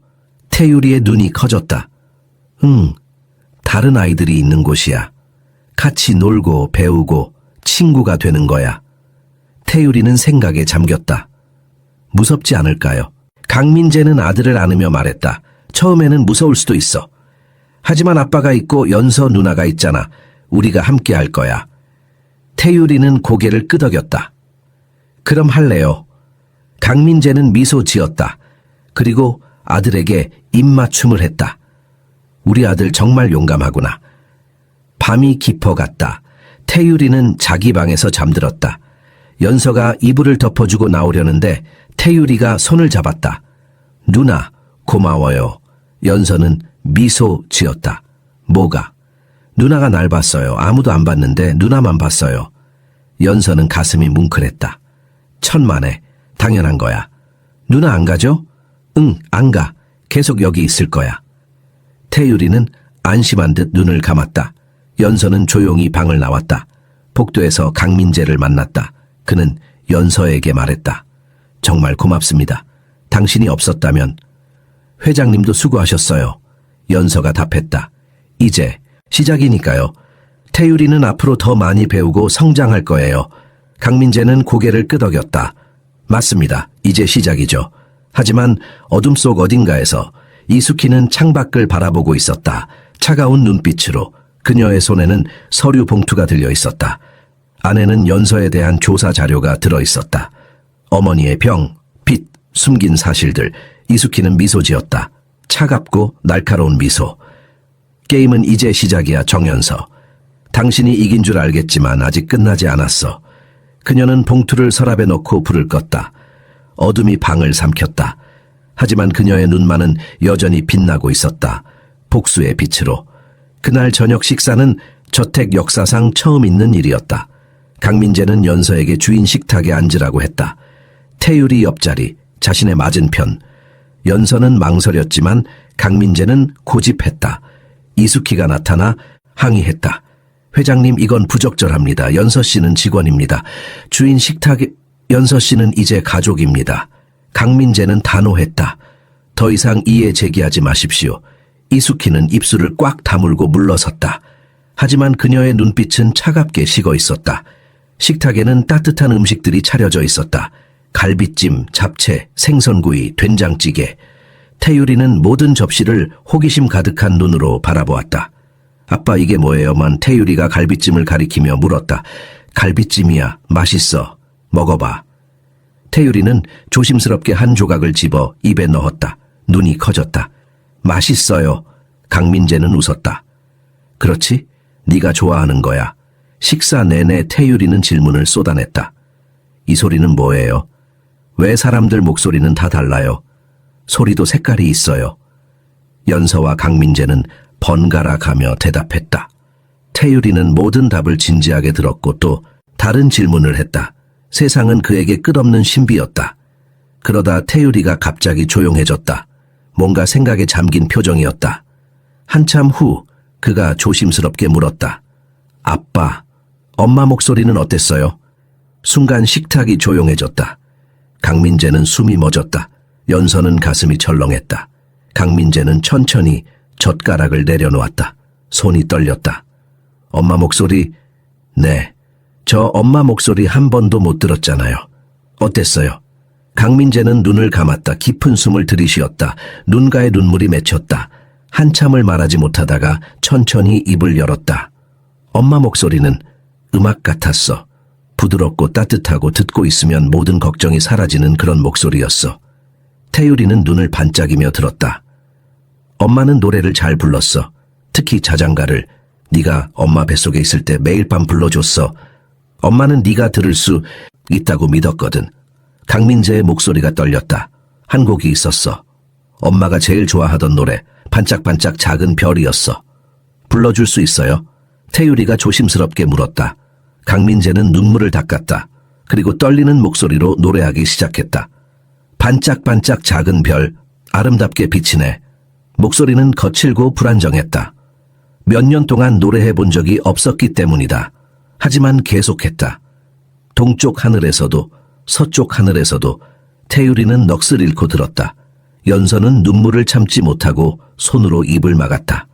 노래가 끝났을 때 태유리는 한참 동안 아무 말도 하지 않았다. 그러다 조용히 말했다. 엄마도 저처럼 소리를 못 들었어요. 엄마는 돌아가셔서 소리가 없고 저는 귀가 안 들려서 소리가 없었어요. 둘 다 조용했어요. 그 말에 강민재는 무너졌다. 눈물이 멈추지 않았다. 태유리는 아빠에게 다가가 안아주었다. 하지만 이제는 들려요. 아빠 목소리도 엄마 노래도. 이제 엄마도 행복할 거예요. 강민재는 아들을 꽉 안았다. 두 사람은 그렇게 한참을 있었다. 연서는 조용히 자리에서 일어나 부엌으로 향했다. 그들에게 시간이 필요했다. 부엌에 들어서자 이수키가 서 있었다. 팔짱을 끼고 차가운 표정으로 연서를 바라보고 있었다. 감동적이네요. 이수키가 비꼬듯 말했다. 연서는 대답하지 않았다. 운이 좋으셨어요, 연서 씨. 정말 운이 좋았어요. 이수키 씨, 아니에요. 인정해야죠. 당신은 운이 좋았어요. 태유리 도련님의 귀에 진짜 문제가 있었고 당신이 그걸 발견했어요. 영웅이 된 거죠. 저는 영웅이 아닙니다. 그냥 태유리를 도우려 했을 뿐이에요. 그렇게 말하시면 더 멋져 보이죠? 이숙희는 냉소적으로 웃었다. 하지만 우리 둘 다 알잖아요. 당신이 여기 온 이유가 뭔지. 연서는 이숙희를 똑바로 바라보았다. 네, 저는 돈이 필요해서 왔어요. 어머니를 살리기 위해서요. 그게 뭐가 나쁜가요? 나쁘지 않죠. 하지만 정직하지도 않아요. 당신은 회장님께 모든 걸 말하지 않았어요. 진짜 빚이 얼마인지, 어머니가 얼마나 위독한지. 연서는 입술을 깨물었다. 그리고 이제 당신은 가족의 일원이 되었어요. 이숙희는 한 걸음 다가왔다. 하지만 조심하세요, 연서 씨. 높이 올라간 사람일수록 떨어질 때 더 아프게 떨어져요. 협박하시는 건가요? 협박이 아니에요. 경고죠. 이 집은 당신이 생각하는 것만큼 단순하지 않아요. 그리고 변화는 언제나 대가가 따라요. 이숙희는 더 이상 말하지 않고 부엌을 나갔다. 연서는 그 자리에 서서 가슴을 쓸어내렸다. 손이 떨리고 있었다. 무언가 잘못되고 있었다. 이숙희는 단순히 질투하는 것이 아니었다. 그녀는 계획을 세우고 있었다. 그리고 연서는 표적이었다. 연서는 거실로 돌아왔다. 강민재와 태유리는 소파에 앉아 앨범을 보고 있었다. 태유리는 엄마 사진을 보며 질문하고 있었다. 이게 엄마예요? 응. 아름답지? 네. 정말 예뻐요. 강민재는 연서를 보며 미소 지었다. 연서 씨, 와서 같이 보세요. 연서는 미소를 지으며 다가갔다. 하지만 마음 한구석에는 불안이 자리 잡고 있었다. 이숙희의 말이 계속 머릿속을 맴돌았다. 변화는 언제나 대가가 따라요. 그 대가가 무엇일지 연서는 아직 몰랐다. 하지만 곧 알게 될 것이었다. 밤이 깊어졌다. 태유리는 자기 방에서 깊은 잠에 빠져 있었다. 세상의 소리를 들으며 잠드는 것은 여전히 신기한 경험이었다. 시계 소리, 바람 소리, 멀리서 들리는 차 소리, 모든 것이 자장가였다. 강민재는 서재에서 연서를 기다리고 있었다. 그는 창밖을 바라보며 생각에 잠겨 있었다. 오늘 저녁 태유리가 엄마에 대해 물었을 때 심장이 찢어지는 것 같았다. 하지만 동시에 치유되는 느낌도 있었다. 처음으로 서윤이에 대해 이야기할 수 있었다. 아프지만 아름다운 기억들을 문을 두드리는 소리가 들렸다. 연서가 들어왔다. 부르셨어요, 회장님? 네, 앉으세요. 강민재는 의자를 가리켰다. 연서는 앉았다. 긴장한 표정이었다. 강민재는 그녀를 보며 미소 지었다. 긴장하지 마세요. 나쁜 이야기가 아닙니다. 아, 네. 강민재는 깊은 숨을 쉬었다. 오늘 제게는 특별한 날이었습니다. 7년 만에 처음으로 아들의 목소리를 제대로 들었어요. 웃음소리, 질문, 호기심, 모든 것이요. 연서는 조용히 들었다. 서윤이가 죽은 후 저는 살아있는 것이 아니었어요. 그냥 존재하고 있었을 뿐이죠. 죄책감과 슬픔 속에서.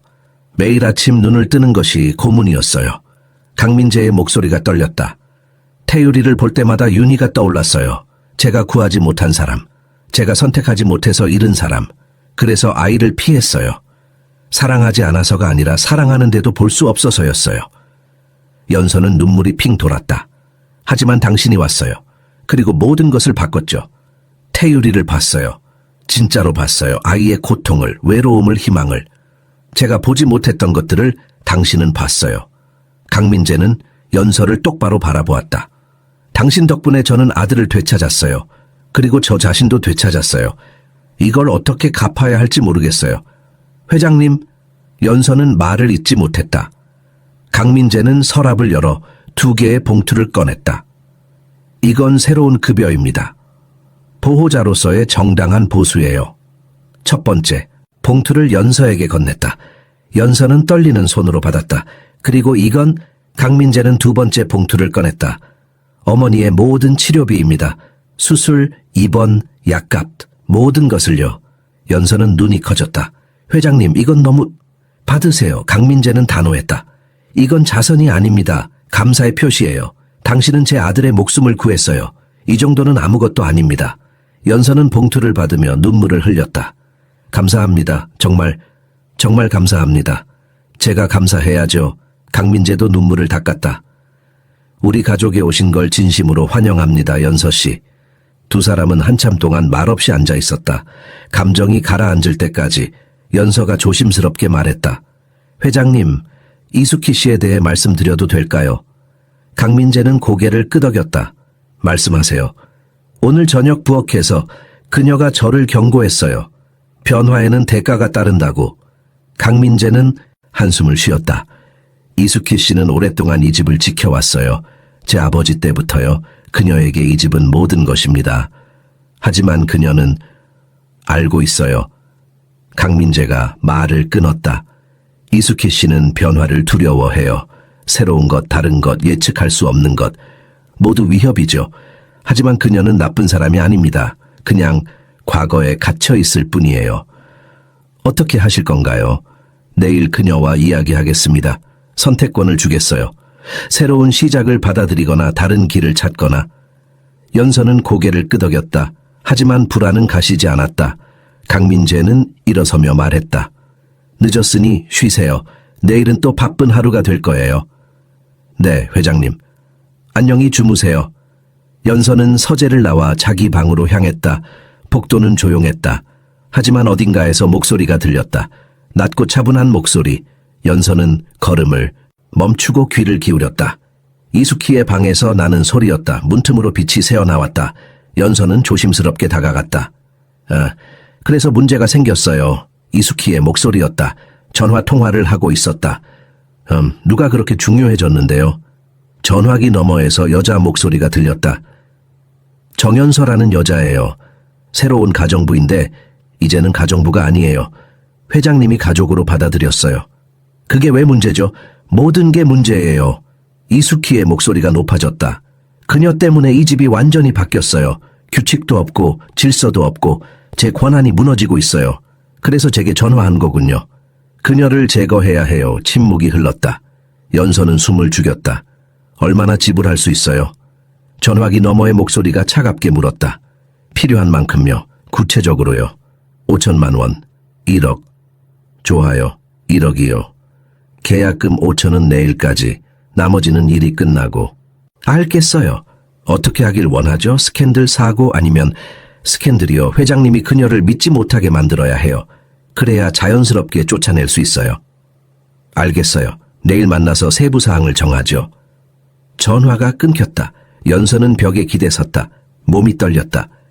이숙희는 정말로 자신을 제거하려 했다. 스캔들을 만들어서. 연서는 황급히 자기 방으로 돌아갔다. 문을 닫고 침대에 앉아 생각했다. 어떻게 해야 할까? 강민재에게 말해야 할까? 하지만 증거가 없었다. 엿들은 것뿐이었다. 연서는 밤새 잠을 이루지 못했다. 이숙희가 무슨 짓을 할지 몰랐다. 하지만 한 가지는 확실했다. 폭풍이 오고 있었다. 그리고 연서는 그 한가운데에 있었다. 사흘이 지났다. 저택의 분위기는 완전히 달라져 있었다. 태유리는 매일 새로운 것을 배웠다. 언어치료사 박 선생님이 매일 오후에 와서 발음 연습을 도왔고 태유리는 놀라운 속도로 발전했다. 오후 4시. 태유리의 방에서는 오디오북이 재생되고 있었다. 연서와 태유리는 나란히 앉아 책을 보며 듣고 있었다. 이야기는 용감한 왕자가 공주를 구하러 가는 내용이었다. 누나, 이 단어 뭐예요? 태유리가 책을 가리키며 물었다. 용기야. 무서운 것 앞에서도 포기하지 않는 힘을 말해. 태유리는 그 단어를 반복했다. 용기, 용기. 잘했어. 발음도 좋아졌어. 태유리는 환하게 웃었다. 그리고 계속 책을 읽었다. 때때로 어려운 단어가 나오면 멈췄고 연서가 도와주었다. 그렇게 1시간이 흘렀다. 오디오북이 끝나자 태유리는 책을 덮으며 말했다. 누나, 저도 용감해질 수 있을까요? 물론이지. 너는 이미 용감해. 어떻게 해요? 태유리는 아팠는데도 아무한테 말 못했잖아. 혼자 참았어. 그게 용기야. 태유리는 잠시 생각하더니 고개를 끄덕였다. 그럼 이제는 더 용감해질래요. 학교도 갈 거고 친구도 사귈 거예요. 연서는 태유리를 안아주었다.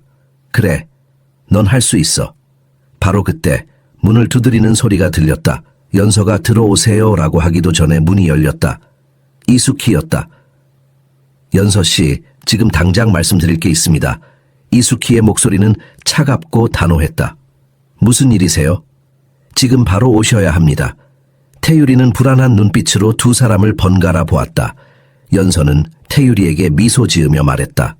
금방 올게. 여기서 책 좀 더 읽고 있어. 태율이는 고개를 끄덕였다. 연서는 이숙희를 따라 방을 나섰다. 이숙희는 연서를 1층의 작은 사무실로 데려갔다. 평소에는 거의 사용하지 않는 공간이었다. 안으로 들어가자 이숙희는 문을 잠갔다. 왜 문을 잠그세요? 연서가 물었다. 방해받고 싶지 않아서요. 이숙희는 책상 위에 갈색 봉투를 올려놓았다. 두꺼운 봉투였다. 연서는 그것을 바라보며 불안한 느낌을 받았다. 이게 뭔가요? 열어보세요. 연서는 조심스럽게 봉투를 열었다. 안에는 사진들과 서류들이 들어있었다. 사진을 꺼내보니 자신이 병원에 있는 모습이었다. 어머니 병실 앞에서 간호사와 이야기하는 모습, 복도를 걷는 모습. 누군가 자신을 몰래 찍었다. 이게 어떻게? 제가 당신을 조사했어요. 이숙희는 태연하게 말했다. 당신이 여기 온 첫날부터요. 연서는 서류를 확인했다. 병원 청구서, 은행 명세서, 빚 내역. 모든 것이 적나라하게 드러나 있었다. 당신은 회장님께 거짓말을 했어요. 이숙희가 말했다. 거짓말이 아니에요. 저는 3천만 원이 아니었죠. 3억 원이었어요. 이자까지 합치면요. 연서는 침묵했다. 그리고 어머니의 상태, 단순한 암 치료가 아니었어요. 간 이식이 필요했죠. 그것도 긴급하게. 연서는 입술을 깨물었다. 이숙희는 계속했다. 당신은 회장님께 이 모든 걸 숨겼어요. 태율이 도련님을 도와주면서 동정심을 얻고 그걸 이용해서 돈을 받으려고 했죠. 아니에요. 연서가 소리쳤다. 저는 진심으로 태율이를 도우려 했어요. 진심? 이숙희는 비웃었다. 진심이었다면 왜 숨겼어요? 왜 진실을 말하지 않았죠?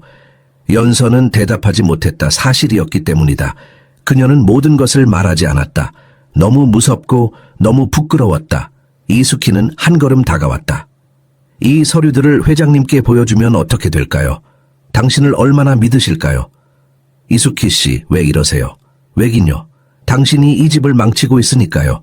15년 동안 제가 지켜온 질서를 몇 주 만에 무너뜨렸어요. 저는 아무것도 무너뜨리지 않았어요. 그냥 태율이를 도왔을 뿐이에요. 그게 문제예요. 이숙희의 목소리가 높아졌다. 당신은 선을 넘었어요. 가정부가 가족이 되려 했어요. 그건 허용될 수 없어요. 연서는 이숙희를 똑바로 바라보았다. 당신은 무엇을 원하세요? 간단해요. 이 집을 떠나세요. 뭐라고요? 오늘 당장 짐을 싸서 나가세요.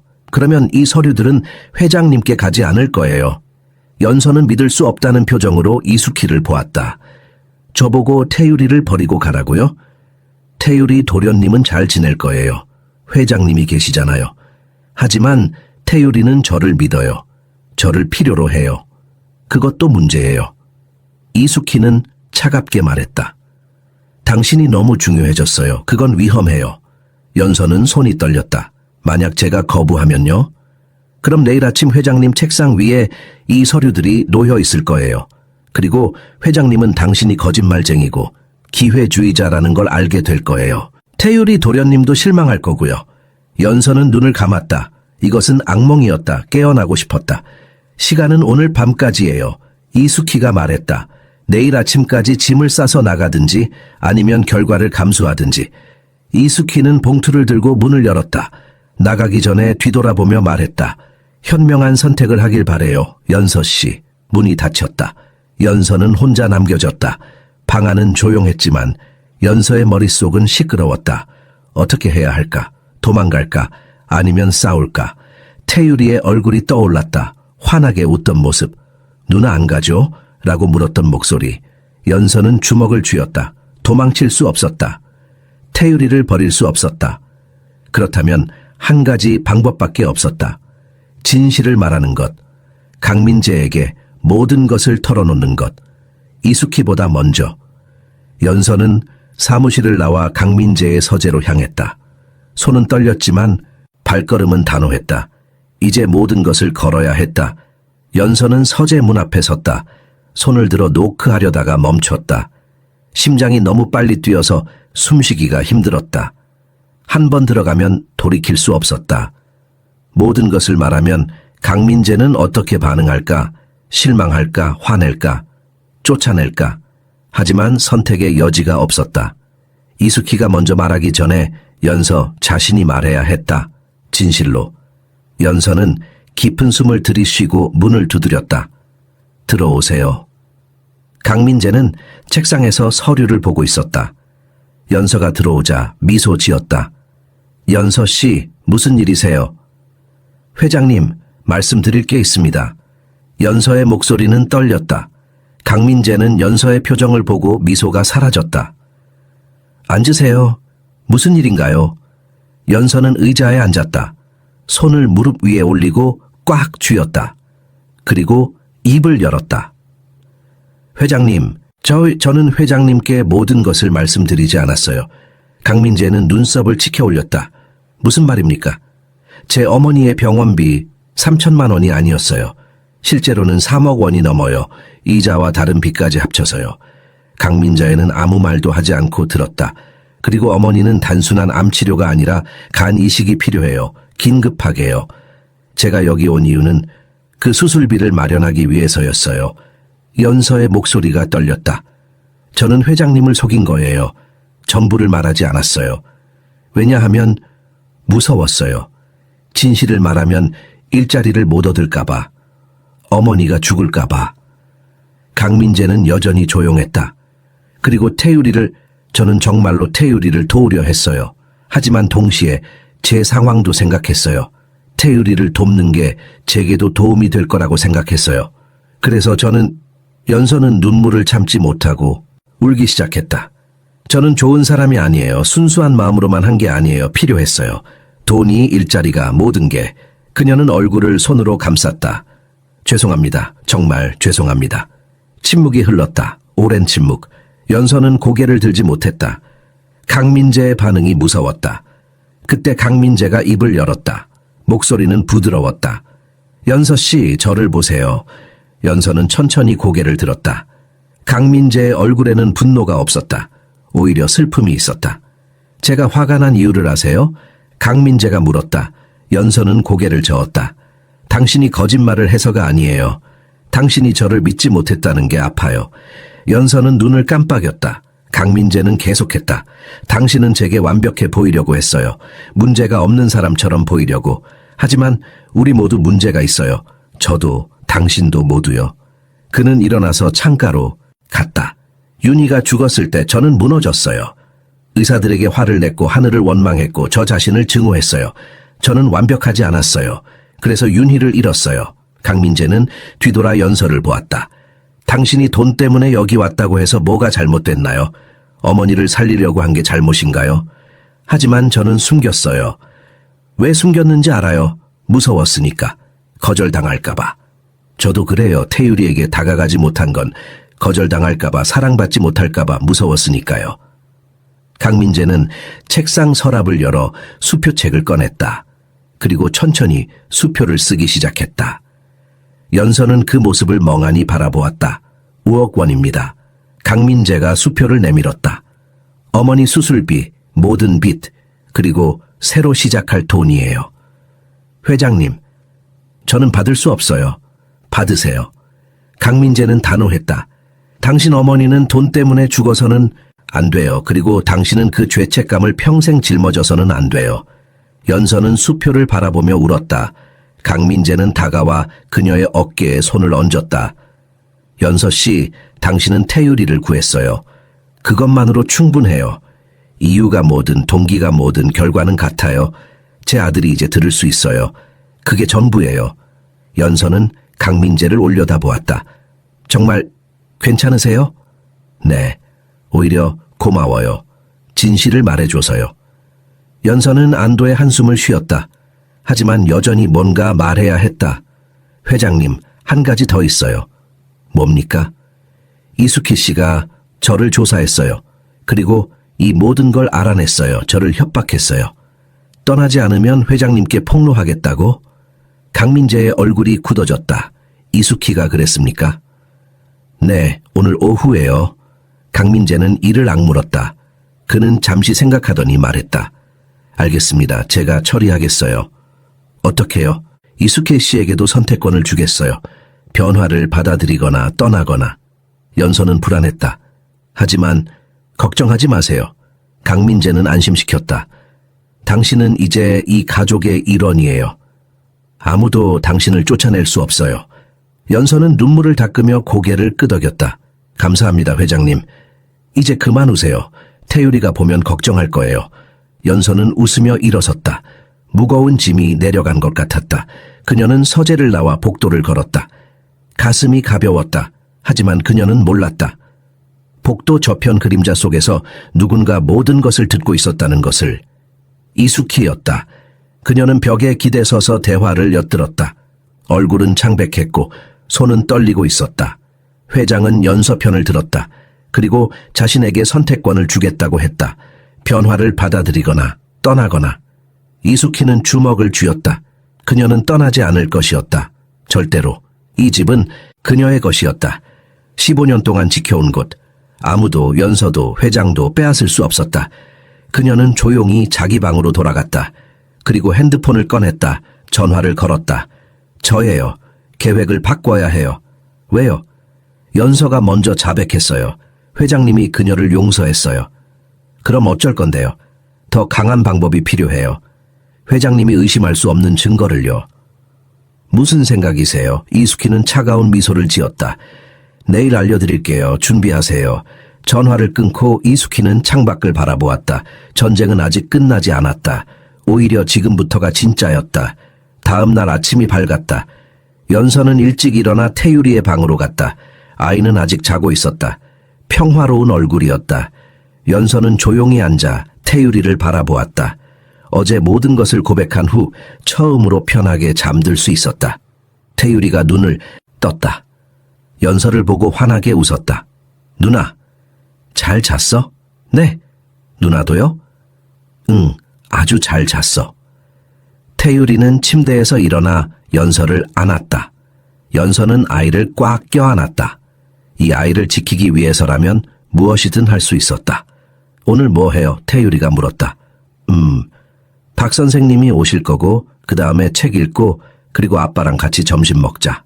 좋아요. 아침 식사 시간. 식탁에는 강민재, 태율이, 연서가 앉았다. 이숙희는 보이지 않았다. 연서는 그녀가 어디 있는지 궁금했지만 묻지 않았다. 강민재는 평소와 다름없었다. 태율이에게 음식을 권하고 연서에게 미소 지었다. 마치 어제 일이 없었던 것처럼. 식사 후 강민재는 연서를 서재로 불렀다. 태율이는 언어치료사와 함께 공부하러 갔다. 서재에서 강민재는 봉투 하나를 꺼냈다. 어제 연서에게 준 수표였다. 연서 씨, 이것 좀 확인해 보세요. 연서는 봉투를 열었다. 수표가 들어있었다. 금액을 보고 숨이 멎었다. 5억 원. 회장님, 이건 어제 말씀드렸잖아요. 어머니 수술비와 모든 빚, 그리고 새 시작을 위한 돈이에요. 너무 많아요. 저는... 강민재는 손을 들어 말을 멈췄다. 연서 씨, 들어보세요. 제가 화가 났던 건 당신이 거짓말을 해서가 아니에요. 당신이 저를 믿지 못했다는 게 슬펐어요. 연서는 입술을 깨물었다. 당신은 완벽해 보이려고 했어요. 하지만 우리 누구도 완벽하지 않아요. 저도요. 저는 7년 동안 아들을 제대로 보지 못했어요. 사랑했지만 두려워서 도망쳤어요. 강민재의 목소리가 떨렸다. 윤희가 죽었을 때 저는 선택을 망설였어요. 그 짧은 순간의 망설임이 그녀를 죽게 했어요. 그 죄책감이 저를 짓눌렀어요. 태율이를 볼 때마다 윤희가 떠올랐고 제 실패가 보였어요. 연서는 눈물이 핑 돌았다. 하지만 당신이 왔고 모든 게 바뀌었어요. 당신은 태율이를 봤어요. 진짜로 봤어요. 그리고 저도 다시 볼 수 있게 해줬어요. 이걸 어떻게 갚아요? 회장님, 저는 그냥... 이 돈은 빚이 아니에요. 강민재가 말했다. 가족이에요. 가족은 서로 돕는 거예요. 당신은 이제 우리 가족이에요. 연서는 울면서 고개를 끄덕였다. 감사합니다. 정말. 강민재는 미소 지었다. 이제 어머니 수술 준비하세요. 빨리 건강해지셔야죠. 연서는 수표를 받아들고 일어섰다. 하지만 문을 나가기 전에 돌아보며 물었다. 회장님, 이숙희 씨는요? 강민재의 표정이 굳어졌다. 오늘 오전에 그녀와 이야기할 겁니다. 무슨 말씀을 하실 건가요? 선택권을 주겠어요. 변화를 받아들이거나 새로운 길을 찾거나. 연서는 불안했다. 그녀가 받아들일까요? 모르겠어요. 하지만 그건 그녀의 선택이에요. 저는 더 이상 과거에 갇혀 살 수 없어요. 태율이를 위해서도 저를 위해서도. 연서는 고개를 끄덕이고 방을 나왔다. 오전 10시. 강민재는 이숙희를 서재로 불렀다. 이숙희는 평소처럼 차갑고 무표정한 얼굴로 들어왔다. 앉으세요. 강민재가 말했다. 이숙희는 앉았다. 두 사람 사이에 무거운 침묵이 흘렀다. 강민재가 먼저 입을 열었다. 이숙희 씨, 오랜 시간 함께 일했습니다. 네, 회장님. 15년이죠. 제 아버지 때부터. 그렇습니다. 그 시간 동안 당신은 이 집을 완벽하게 관리해왔어요. 감사합니다. 이숙희는 아무 말도 하지 않았다. 강민재는 계속했다. 하지만 이제 상황이 달라졌습니다. 태유리가 들을 수 있게 되었고 이 집에 새로운 사람이 왔어요. 변화가 생긴 거죠. 회장님, 들어보세요. 강민재는 단호했다. 어제 연서 씨가 저에게 모든 걸 말했어요. 당신이 그녀를 조사했고 협박했다는 것도요. 이숙희의 얼굴이 약간 굳어졌다. 왜 그랬습니까? 회장님을 지키려고 했습니다. 연서 씨는 거짓말을 아니에요. 강민재가 말을 끊었다. 당신은 저를 지키려 한 게 아니에요. 당신 자신의 자리를 지키려 한 거죠. 이숙희는 침묵했다. 저는 당신을 탓하지 않아요. 변화는 무섭죠.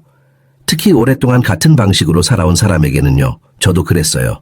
변화가 무서워서 태유리를 가뒀어요. 강민재는 일어나 창가로 갔다. 하지만 변화는 필요해요. 성장을 위해서요. 태유리를 위해서, 저를 위해서, 이 가족을 위해서 그는 이숙희를 돌아보았다. 그래서 선택권을 드립니다. 이 변화를 받아들이고 계속 여기서 일하실 수 있어요. 하지만 연서 씨를 존중하고 태유리의 새로운 삶을 지지해야 합니다. 아니면요? 아니면 명예롭게 떠나실 수 있어요. 퇴직금과 추천서를 드리겠습니다. 새로운 곳에서 새 시작을 하실 수 있어요. 이숙희는 오랜 시간 말하지 않았다. 그녀의 얼굴에는 여러 감정이 스쳐 지나갔다. 분노, 슬픔, 두려움. 마침내 그녀가 입을 열었다. 회장님은 제게 선택권을 주신다고 하셨지만 사실 선택권은 없는 거 아닙니까? 무슨 말입니까? 변화를 받아들이거나 떠나거나 둘 다 제가 지는 겁니다.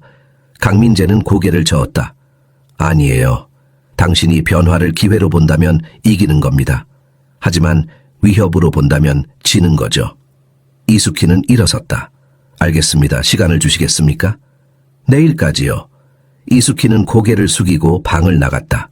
문이 닫힌 후 강민재는 한숨을 쉬었다. 이것이 옳은 일이었지만 쉽지 않았다. 복도에서 이숙희는 걸음을 멈췄다. 손이 떨렸다. 15년 동안 이 집을 지켰는데 이제 선택하라고 했다. 변화를 받아들이거나 떠나거나. 하지만 그녀는 이미 선택했다. 떠나지 않을 것이다. 하지만 변화도 받아들이지 않을 것이다. 세 번째 길이 있었다. 연서를 제거하는 것. 이숙희는 자기 방으로 돌아가 핸드폰을 꺼냈다. 마지막 카드를 써야 할 때였다. 2주가 흘렀다. 꿈 같은 2주였다. 연서의 어머니 정명희에 간 이식수술이 예정되었다. 기적처럼 적합한 기증자가 나타났다. 연서는 매일 병원과 저택을 오갔다. 어머니는 수술을 기다리며 조금씩 기력을 회복하고 있었다. 연서야, 정말 괜찮은 거니? 어머니가 병상에서 물었다. 네, 엄마. 모든 게 해결됐어요. 수술비도 준비됐고 빚도 다 갚았어요. 그 집 회장님이 정말 좋은 분이시구나. 네, 회장님과 태유리는 제게 가족 같아요. 어머니는 연서의 손을 잡았다. 고생 많았다 우리 딸, 이제 좀 쉬어. 연서는 미소 지었다. 엄마가 건강해지면 쉴게요. 저택에서는 태유리의 발전이 놀라웠다. 언어치료사 박 선생님은 매일 감탄했다. 정말 대단해요, 태유리. 박 선생님이 말했다. 이렇게 빨리 배우는 아이는 처음 봐요. 태유리는 이제 긴 문장을 말할 수 있었다. 누나, 오늘 박 선생님이 새로운 노래를 가르쳐 주셨어요. 같이 부를래요? 발음도 점점 명확해졌다. 태유리는 매일 거울 앞에서 입 모양을 연습했고 연서는 옆에서 도와주었다. 저택의 분위기도 완전히 바뀌었다. 강민재는 모든 창문을 열어두었고 커튼을 걷어냈다. 햇빛이 집 안 구석구석을 비췄다. 음악도 끊임없이 흘렀다. 클래식, 재즈, 동요. 태유리는 모든 음악을 듣고 싶어 했다. 때로는 춤을 추기도 했다. 아빠, 이 노래 제목이 뭐예요? 내 꿈을 펼쳐라라는 노래야. 좋아하니? 네, 신나요. 강민자애는 아들을 안고 빙글빙글 돌았다. 태유리는 깔깔거리며 웃었다. 연서는 그 모습을 보며 가슴이 따뜻해졌다. 강민재는 태유리를 위해 개인 교사도 고용했다. 내년 봄에 정규 학교에 입학할 준비를 하기 위해서였다.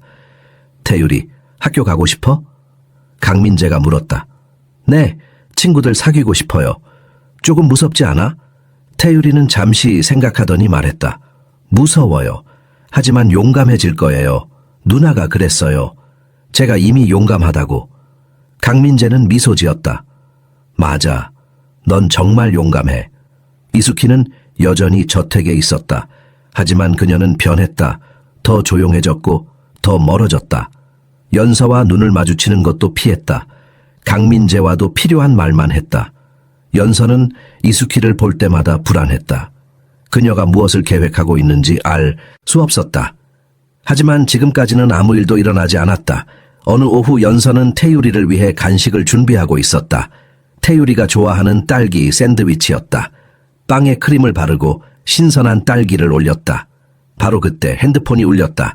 모르는 번호였다. 연서는 받았다. 여보세요? 정연서 씨시죠? 남자 목소리였다. 정중하지만 딱딱했다. 네, 맞습니다. 서울대학병원 이식센터입니다. 정명희 환자분 관련해서 연락드렸습니다. 연서의 심장이 멎었다. 무슨 일이세요? 어머니가 문제가 생겼습니다. 지금 바로 병원으로 오셔야 할 것 같습니다. 무슨 문제요? 어머니 괜찮으세요? 전화로는 설명드리기 어렵습니다. 직접 오셔서 서류에 서명하셔야 합니다. 어머니는 괜찮냐고요? 안정적이십니다. 하지만 서둘러 주셔야 합니다. 전화가 끊겼다. 연서는 핸드폰을 움켜쥐었다. 손이 떨렸다. 무슨 문제가 생긴 걸까? 수술이 취소된 건가? 아니면 어머니 상태가 악화된 건가? 연서는 황급히 가방을 집었다. 태유리가 부엌으로 들어왔다. 누나 간식 다 됐어요? 연서는 태유리를 보며 억지로 미소 지었다. 태유라, 누나 급한 일이 생겨서 병원에 가봐야 해. 태유리의 얼굴이 어두워졌다. 언제 와요? 금방 올게. 약속해. 정말요? 응, 정말. 태유리는 연서를 안았다. 조심히 다녀와요. 연서는 태유리를 꽉 안고 나왔다. 차를 타고 병원으로 향했다. 운전하는 내내 가슴이 두근거렸다. 제발 어머니가 괜찮기를, 제발. 병원에 도착해 이식센터로 달려갔다. 간호사실에 들어서자 간호사들이 이상하게 쳐다봤다. 정명희 환자 관련해서 연락받고 왔는데요. 정명희 환자요? 간호사가 차트를 확인했다. 무슨 연락을 받으셨는데요? 수술에 문제가 생겼다고 서류에 서명하러 오라고 했어요. 간호사들이 서로 쳐다봤다. 저희가 전화한 적 없는데요. 연서는 얼어붙었다. 뭐라고요? 정명희, 환자분은 안정적이세요. 수술도 예정대로예요. 아무 문제 없어요. 연서는 숨이 막혔다. 전화가 가짜였다. 누군가 거짓말을 했다. 누군가 자신을 저택에서 멀리 떨어뜨리려고 했다. 태유리. 연서는 핸드폰을 꺼내 저택에 전화했다. 연결음이 울렸지만 아무도 받지 않았다. 다시 걸었다. 또 안 받았다. 강민재에게도 전화했다. 음성사서함이었다. 공포가 엄습했다. 뭔가 잘못됐다. 저택에 뭔가 일어나고 있었다. 연서는 병원을 뛰어나와 채 탔다. 시동을 걸고 엑셀을 밟았다. 저택까지 30분. 너무 멀었다. 하지만 갈 수밖에 없었다. 운전하는 내내 연서는 기도했다. 제발 태유리가 무사하기를, 제발 아무 일도 일어나지 않기를. 저택에 도착했을 때 겉으로는 평온해 보였다. 하지만 연서는 느낄 수 있었다. 뭔가 이상했다. 너무 조용했다. 평소라면 태유리의 목소리가 들렸을 텐데 아무 소리도 없었다. 연서는 차에서 뛰어내려 현관으로 달려갔다. 문을 열고 안으로 들어갔다. 태유라, 대답이 없었다. 연서는 계단을 뛰어올라 태유리 방으로 갔다. 비어 있었다. 책들이 바닥에 흩어져 있었고 의자가 넘어져 있었다. 태유라, 어디 있어? 연서는 다른 방들을 뒤졌다. 욕실, 서재, 손님 방, 어디에도 없었다. 그때 아래층에서 소리가 들렸다. 문 닫히는 소리. 연서는 계단을 뛰어내려갔다. 서재 문이 닫혀 있었다. 안에서 목소리가 들렸다. 강민재의 목소리였다. 연서는 문을 열었다. 강민재가 책상 앞에 서 있었다. 손에는 갈색 봉투가 들려 있었다. 이숙희가 보여준 그 봉투, 사진과 서류들. 강민재는 연서를 보았다. 표정은 어두웠다. 실망과 혼란이 섞여 있었다. 연서 씨, 그의 목소리는 떨렸다. 이게 무슨... 그때 태율이가 방 안쪽에서 뛰어나왔다. 연서에게 달려와 안겼다. 누나, 아빠가 화났어요. 이숙희 아줌마가 이상한 말을 했어요. 연서는 태율이를 안으며 강민재를 보았다. 그리고 구석에 서 있는 이숙희를 보았다. 그녀의 얼굴에는 차가운 미소가 있었다. 모든 것이 함정이었다. 거짓 전화, 빈 저택, 그리고 이 순간 모두 계획된 것이었다. 연서는 서재 안으로 들어섰다. 태율이를 꽉 안은 채였다. 강민재는 여전히 봉투를 들고 서 있었고 이숙희는 구석에서 승리의 미소를 띠고 있었다. 회장님, 연서가 조심스럽게 말했다. 무슨 일이세요? 강민재는 봉투를 내려다보았다. 이숙희 씨가 이걸 가져왔습니다. 당신에 대한 새로운 정보라고. 새로운 정보요? 이숙희가 나섰다. 회장님께 진실을 말씀드려야 했어요. 연서 씨가 또 거짓말을 하고 있다는 걸요. 연서는 눈을 가늘게 떴다. 무슨 거짓말을요? 이숙희는 봉투에서 서류 하나를 꺼냈다. 이건 병원 기록이에요. 연서 씨 어머니의 최근 검사 결과예요. 연서는 서류를 받아보았다. 정말로 어머니의 의료 기록이었다. 하지만 날짜가 이상했다. 오늘 날짜였다. 이건 어떻게... 제가 병원 관계자를 통해 입수했어요. 이숙희는 차갑게 말했다. 그리고 여기 보면 정명희 환자는 간 이식이 필요하지 않다고 나와 있어요. 연서는 숨이 막혔다. 뭐라고요? 강민재가 끼어들었다. 이숙희 씨는 당신 어머니가 실제로는 그렇게 위독하지 않다고 주장하고 있습니다. 이식이 필요하지 않은데 당신이 과장했다고요.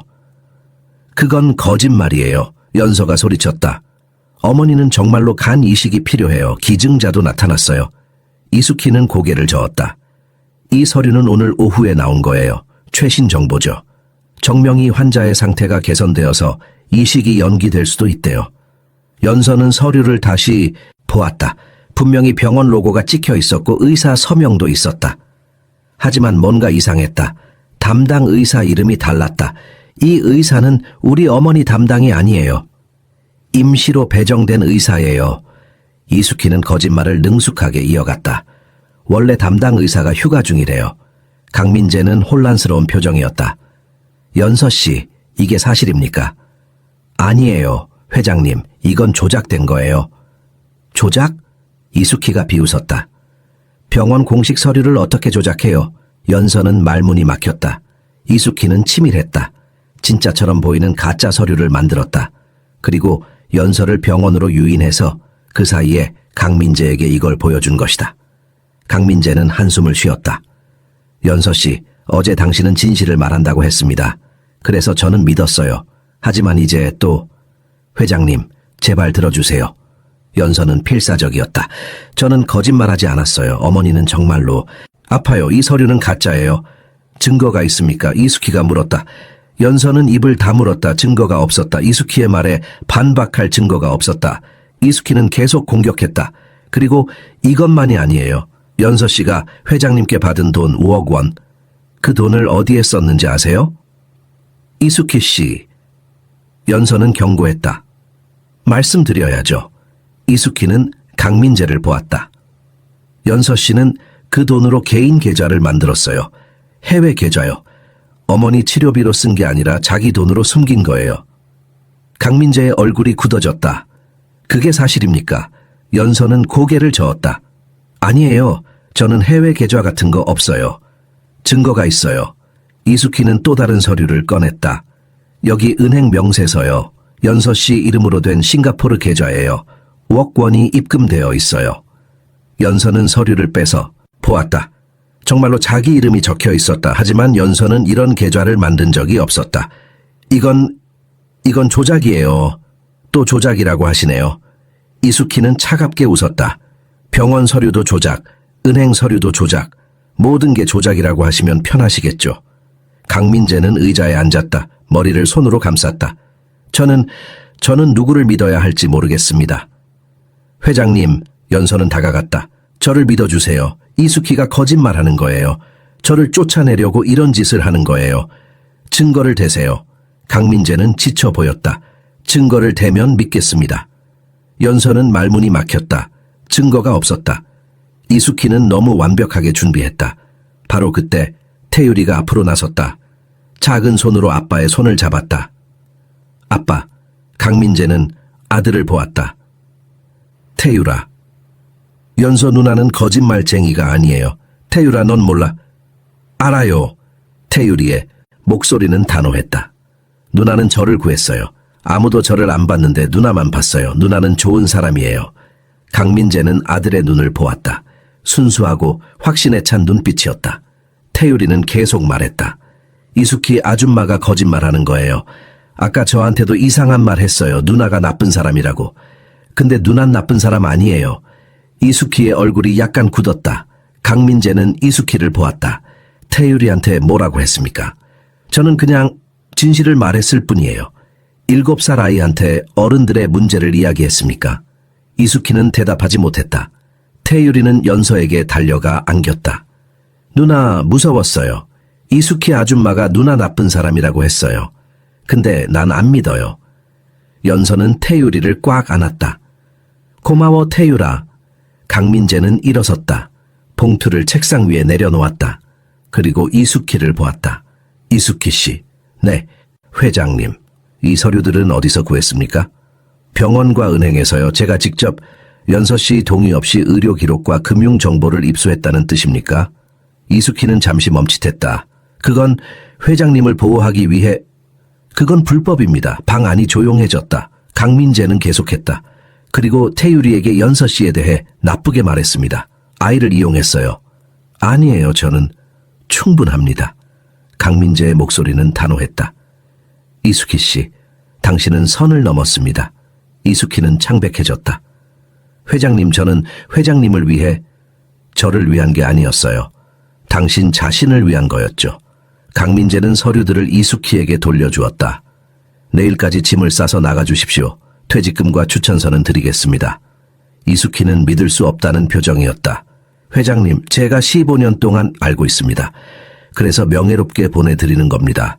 하지만 더 이상은 안 됩니다. 이숙희는 입술을 떨었다. 눈에 눈물이 맺혔다. 하지만 그녀는 자존심을 지켰다. 고개를 들고 서류들을 챙겨 들었다. 알겠습니다, 회장님. 그녀는 방을 나갔다. 문이 닫혔다. 마지막까지 뒤돌아보지 않았다. 방 안에는 강민재, 연서, 태율이만 남았다. 침묵이 흘렀다. 강민재는 연서를 보았다. 미안합니다. 제가 의심했어요. 괜찮아요. 연서는 눈물을 닦았다. 이해해요.